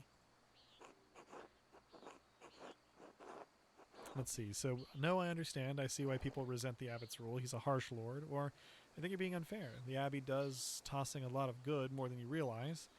I mean, I don't think we've seen evidence for the second one, and we have seen evidence for the first one, so... And also, I don't like Gronot, so... Let's go with this person. No, I understand. I see why people resent the abbot's rule. He's a harsh lord. Oh, Otto, did you see that the Bauer sheep escaped the grazing fields again? Poor Endris. Does not want to be part of this conversation at all. No, but I'm not surprised. Martin was supposed to fix that fence, and he probably did a bad job of it. Get his little picture. Yay! Hat frog! One day maybe I'll be savvy enough at this whole streaming thing to have a little like on-screen counter for frog appearances. You know, different little things for different games, perhaps, one day. He's always in a foul mood, and he could be the laziest soul in tossing. He can't even hold a hammer properly. Married and a father at such a young age, and he barely lifts a finger for his wife or child. On top of that, he's a damn thief. Before you say it, Endris, that's more than just gossip. Look at him. Over by the guest house, he's probably figuring out what he can steal with the least amount of effort.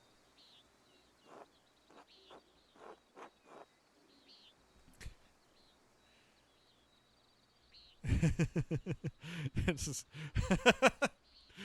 Den squaring the circle in the Dice Punk cinematic universe here by crediting Endris with introducing us to a concept called OPSEC. I mean, on the one hand, he is a boy and does still have time to change, but also, I admit he seemed less than helpful when I saw him this morning. I do not like Martin, so here it goes. I doubt he'll ever amount to much of anything. Speaking of the Bauer sheep, their ewes are shorn and the women will be spinning it soon. Otto? I got it, Endris. No need to tease. What God wants to happen will happen. Looks like a storm's coming. We should probably get back to it. Right. I'll catch up in a moment, Endris.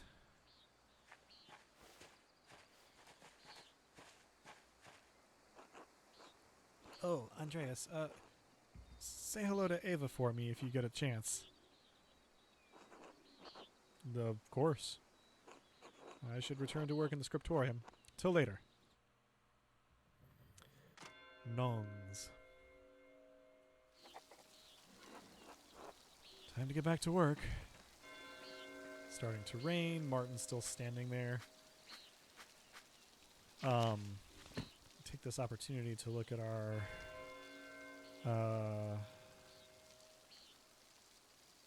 little journal here. Lunch is done. It was nice sketching with Otto and Endris, but it's about time I head back to the scriptorium for the work on the Book of Hours. We got some more people updates here.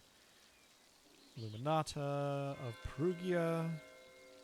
Yeah, I guess I should have guessed she was Italian with a name like that.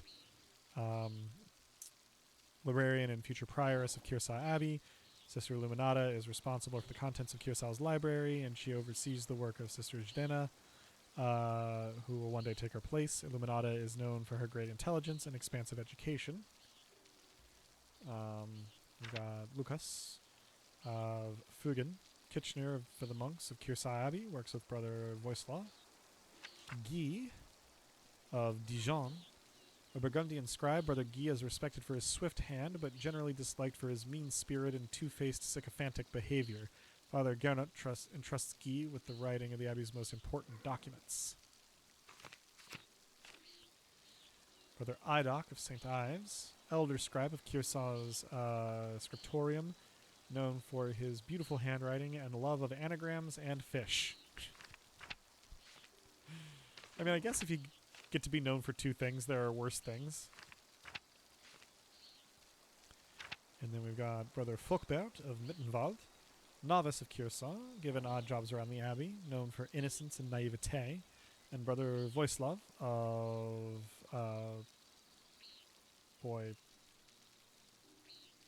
Plzench. I'm bad at Magyar. That's actually probably more Slavic. Pretend I didn't say anything. Bohemian cellarer for the monks of Kirsay, generally well regarded by his brothers, supervises brothers Folkbert and Lukas.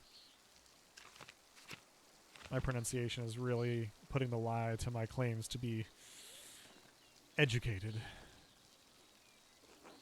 Martin doesn't want to talk to us. And it's starting to rain, so let's get indoors.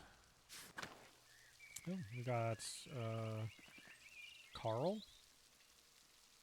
Hi, Carl. Ah, hello, Andreas. Hello, Carl. Seem busier than usual today. I am behind in my work. I went up to the shrine of St. Moritz this morning to pray for his aid. The candle I lit had all but burned away. It's there so long. Now I need to catch up.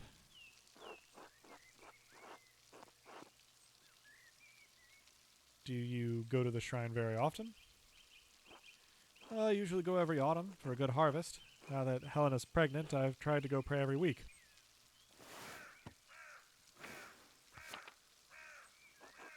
Her mother had trouble in childbirth, so I've been paying visits to Moritz's hand and Satya's shrine to pray for their aid. I hope that the saints hear your prayers. Seems the polite thing to say. Thank you, Andreas. So do I. I'm guessing these are pilgrims to the shrine. Let's check in with Matthew. God bless you, Andreas. Hello, Brother Matthew. What are you doing out here? I thought you were aware that in addition to my role as Kirsay's sacrist, I tend the shrine of St. Moritz. He is the patron of Tassing and Kirsay both, so it is my duty to ensure his reliquary is well cared for. The shrine is always beautifully kept. Whenever I visit, I always leave inspired. The martyrdom of St. Moritz provides inspiration to us all. Why, hello, Draskarice. Glad you could make it. You are familiar with the life of St. Moritz, are you not? So, let's see. I've been reading more about saints from far off, when Sister Illuminata allows me a book, of course.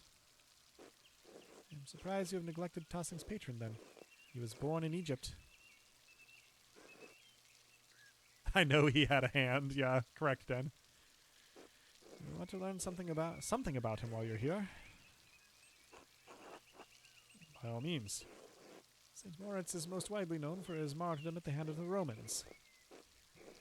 He protected a town of Christians from slaughter, and in turn he and his legion were decimated. What do you mean his legion? Would that mean he was a Roman soldier? Yes.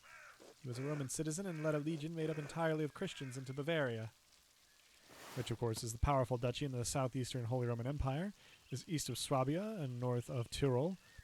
Tassing and Kirsay sit in the extreme south of the duchy near the border with Tyrol.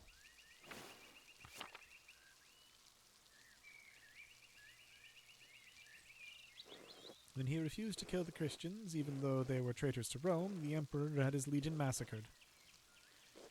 Most of the pilgrims who visit come knowing only this, if anything, about his life. However, Tossing venerates St. Moritz because he was the one to convert the town and save it from destruction.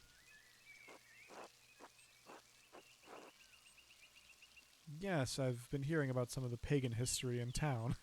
I'm sure he'll love that. Some in Tossing who still cling to the pagan traditions, yes. God save them. St. Moritz and his legion were snowed into this pass, and the pagan townsfolk refused to aid them. The daughter of the town's leader, Satya, was moved in spirit and snuck from the town to convert. She led Moritz to a spring, and as soon as she was baptized, the snow melted, revealing all manner of fruits. Moritz and his legion were saved by these miraculous gifts, the town was converted, and the rebels fled into the mountains. What happened to Satya? She, too, was martyred for her faith by the rebels inhabiting the town. Now her shrine protects Tossing from harm.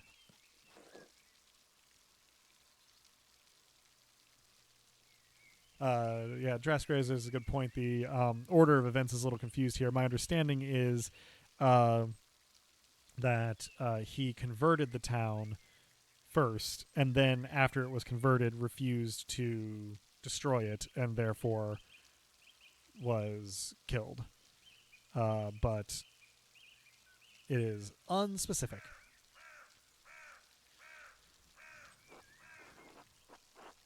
What an astounding story. Thank you for the history lesson, Brother Matthew.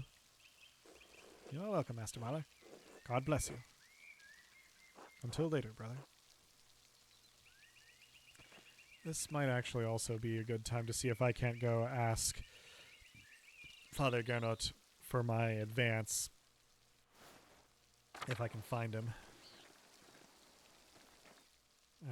Forgot that front door was locked. So let's see if I can locate the abbot and try and convince him. Hello, Muriel. I love you. Goodbye, Muriel. Ah, there's Gernot.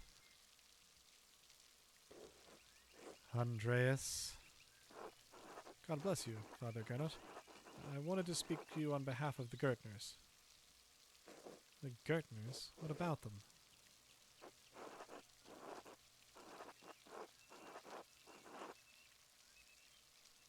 Interesting. I was not thinking that I was going to be trying to negotiate on their behalf with him. I thought I was just going to be asking for my advance.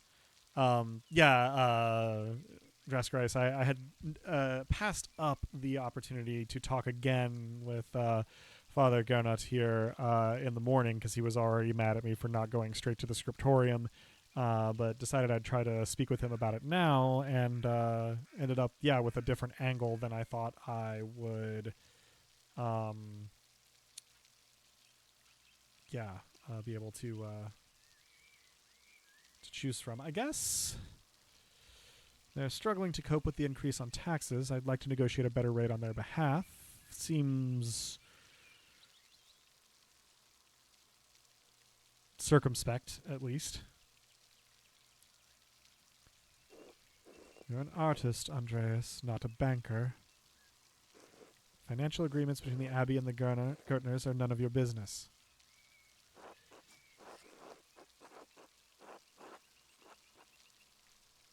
So let's see. Maybe not in the long run, Father, but I hate to see them struggling. Can't we discuss something? Or they are, now that they've asked me for my rent early in order to pay the Abbey. I mean, that seems more likely to be persuasive to him, I guess. Indeed, a shame they're bringing you into their own troubles. I cannot change the tax owed, Andreas. The Abbey relies on such income to sustain itself. I'm sorry, but the Gertners will have to find their own way to pay what they owe. God bless you. Well, I can't say I'm surprised here. Well,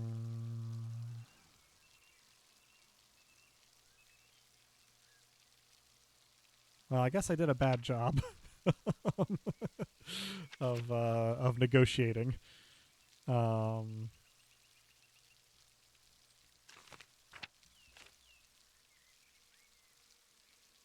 Helena Pfeifferin, wife of Karl, mother of Anton, and Karl, husband of Helena, father of Anton, known for his boldness and his signature hat spoon.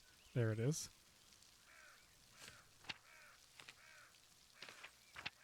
I think we're caught up on people. Well, I guess there's not a whole lot else that I can do with Father Gernot here. Chad agrees that Gernot is a biatch.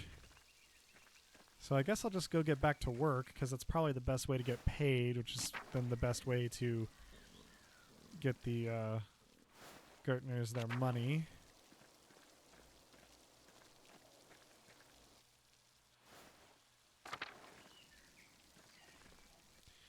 Yeah, sorry I didn't pick the oratory skill there, Gertners.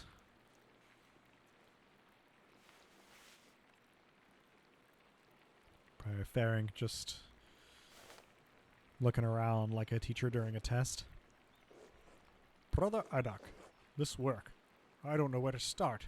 Inconsistent spacing, rough strokes. You're working like you want to see this place closed. Brother Prior, I am working to the best of my abilities, and I dispute your criticism. I may not be fast, but I still have my talent, praise be to God. One moment. Someone has come to my door. I will be right back.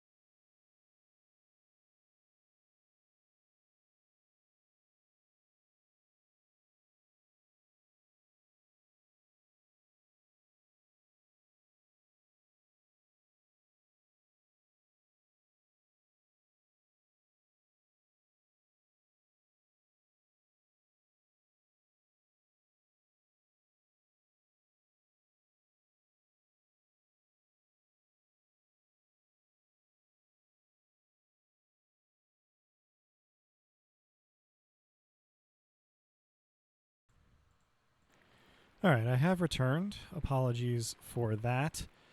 I have some chat to catch up on here.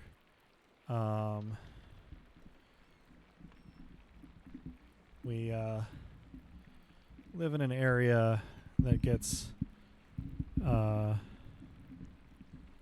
surprising number of such knocks at odd times of night. So, Den has done some research. Per the story, his entire legion was Christian. The town of pagans was going to totes let them all die, but miracle, when one lady went to help and got baptized, they converted the town from paganism to Christianity. They refused to kill everyone in the town at some point pre-circa 370 CE. I think the order would have been given either pre or post conversion. The Romans decimated, but apparently actually eradicated him and his legion for failing to follow orders and or being Christian, and or having a hand, and thus a martyr was made. Appreciate the context, and yeah, I mean, hagiographies being what they are. Constantine converted Romans to Christianity in circa 337 CE. My bad. Let's see.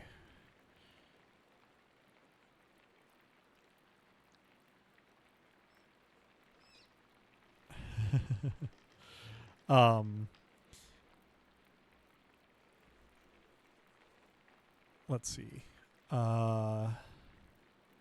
Discussion of Constantine then ensues. I mean, there were efforts to roll back the conversion of the Roman Empire. I mean, they weren't successful, but they did sometimes involve quite a lot of violence after Constantine. They were short-lived, to be sure, but they did happen. So anyway, let's at least finish the scene that we're in. I was hoping to get at least as far as my long ago previous couple hours, but reading everything out loud does take a little more time, not to say anything about interruptions. So we'll continue on until we get to a good stopping point, and then it'll be time for me to call it for the evening. But we have a little bit left here, I think. So this is Brother Idoc protesting. I may not be fast, but I still have my talent, praise be to God.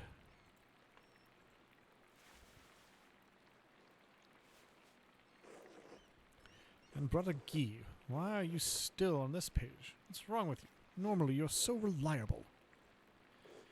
Many apologies, Brother Prior. I will work harder.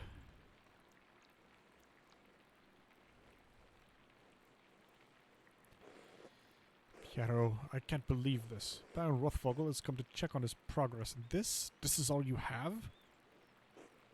You should have finished this months ago. Is your mind so corrupted by age that you didn't notice the seasons have changed?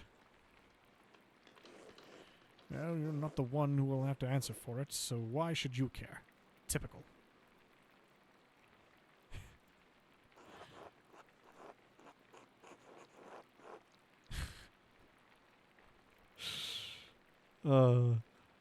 So we can be polite or rude, but we have to step in either way. I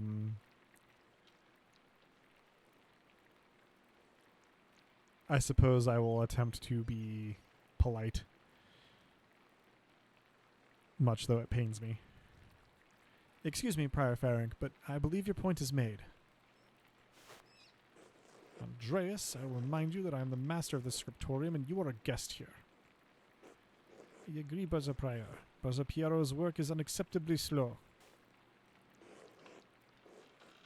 You are insufferable, Brother Guy. Oh, God, give me the patience to endure this. Please, everyone.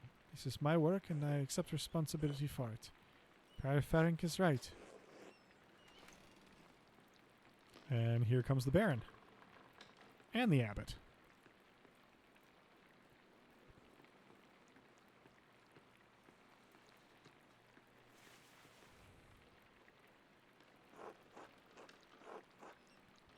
Oh boy, how did I voice Rothvogel here? Prior Ferenc, this is mine? It must be, yes? It is, my lord. I can explain. No, no, I don't want excuses. Come all this way, and I have to be honest, I expected more. It's nowhere near finished, and the style is, well, it's very old-fashioned. Thought I made my desires clear. Feel like my generosity toward Kyosawa is being taken advantage of. Am I the fool in this sad story? No, of course not, my lord. Never. We can fix this, of course, of course. We only want to accommodate you.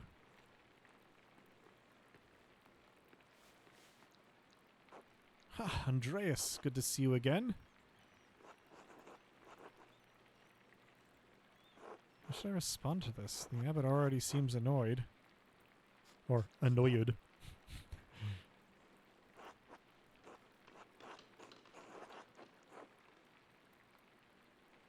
So, I think, what was this? Socrates probably has my my vote here, but Beatrice says, just nod, don't irritate the abbot, or simply addressing him as my lord would be appropriate, or greet him with his Christian name, your brothers and comrades in art. So yeah, let's simply addressing him as my lord would be appropriate.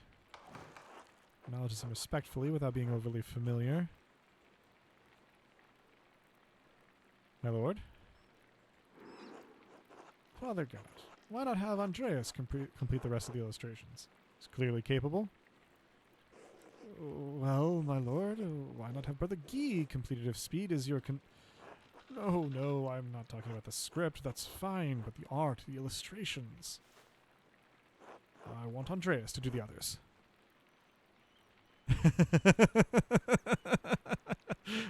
As Caterjunes mentions, Socrates, famously good at finding a way out of this situation. This kind of situation, rather. Yeah. Well, you know, his medieval reputation.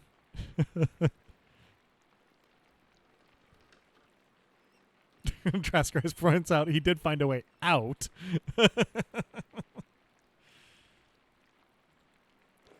Of course. I mean, if Andreas is all right with it.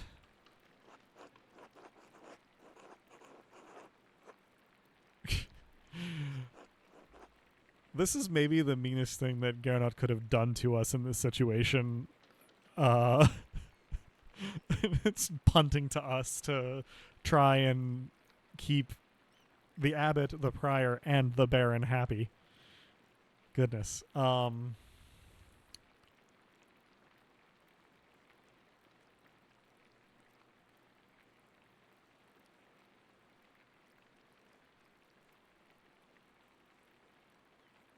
I mean, I guess there's no graceful way, but we can at least, you know, be, well, yeah, a little bit. We can give Brother Piero a little bit of an out. Ooh, moderation. There we go. Had to allow Draskarice to curse.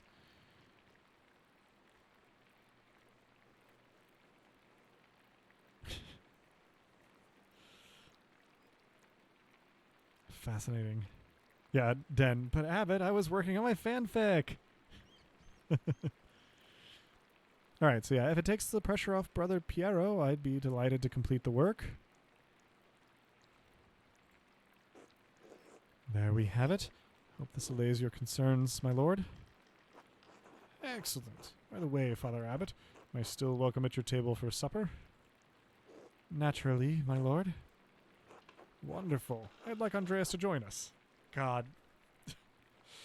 Nothing like randomly having a baron adopt you on your way to work.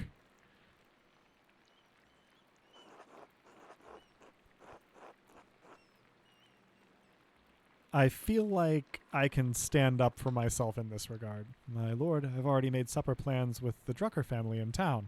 He won't care, but, you know. Yeah, there go our other dinner plans.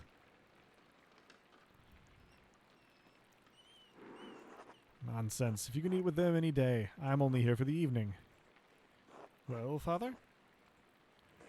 Well, that would be quite unusual. Unusual or not, I doubt that my good friend the Prince Bishop would deny additional guests at his table. What a dick! What do you think? I understand. Yes, you're right, of course. Andreas may join us for supper.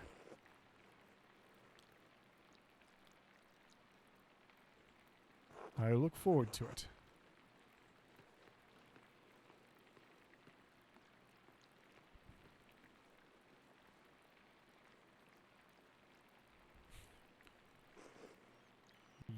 You had this planned.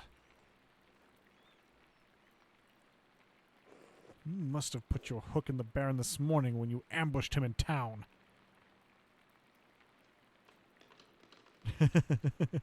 Yeah, I do love that it doesn't always indicate who will remember. Usually it's clear.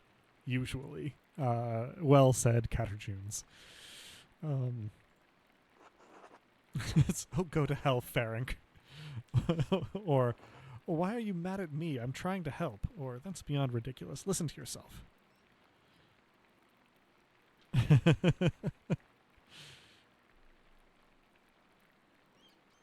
Let's see. Yeah, why are you mad at me? I'm trying to help. Brother Prior, Andreas is not to blame for any of this. I am. Yes, you are. Now you've embarrassed me, the abbot, and the abbey. Prior Ferenc is right, of course. No wonder we don't get more commissions. Gay, can you stop flattering the Prior for 1 minute?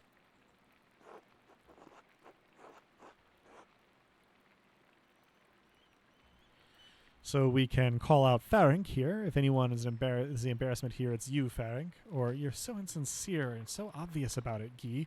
Or we can elect to say nothing.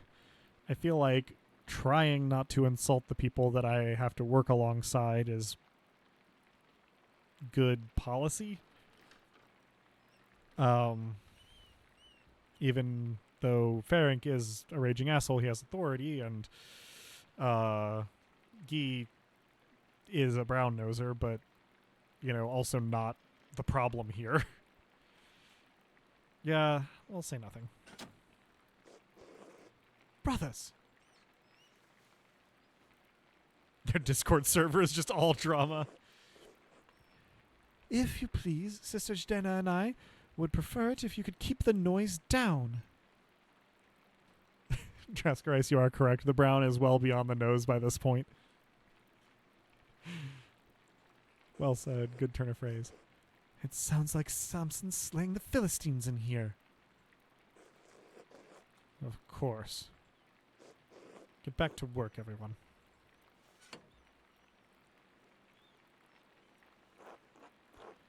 Well, that was not wonderful, but there's nothing to be done about it now. I'll finish my work here and wash up in the lavatorium for supper at the abbot's table. And that gets us to Vespers.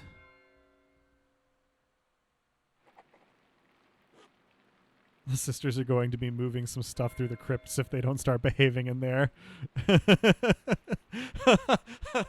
You entered the scriptorium. Several people are typing. Marvelous. Well said. Good job. A+. You guys are great. I think this is as good a spot as any for me to call it for the evening. This one is a fair bit of reading, though it is lovely. It does take a toll a bit, and it has gotten a little on the late side. So I appreciate it. I hope you guys had fun. I always just have a blast when everybody is in chat and chatting, and I'm having a lot of fun with the commentary on this delightful game. And the excitement should tick up a notch next time. Don't know exactly yet when that'll be, but if I can do it sometime before, not tomorrow, but the next Friday, I will.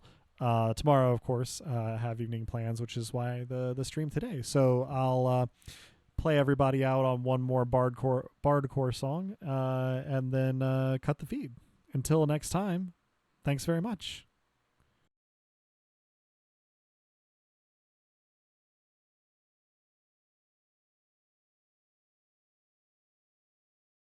Thank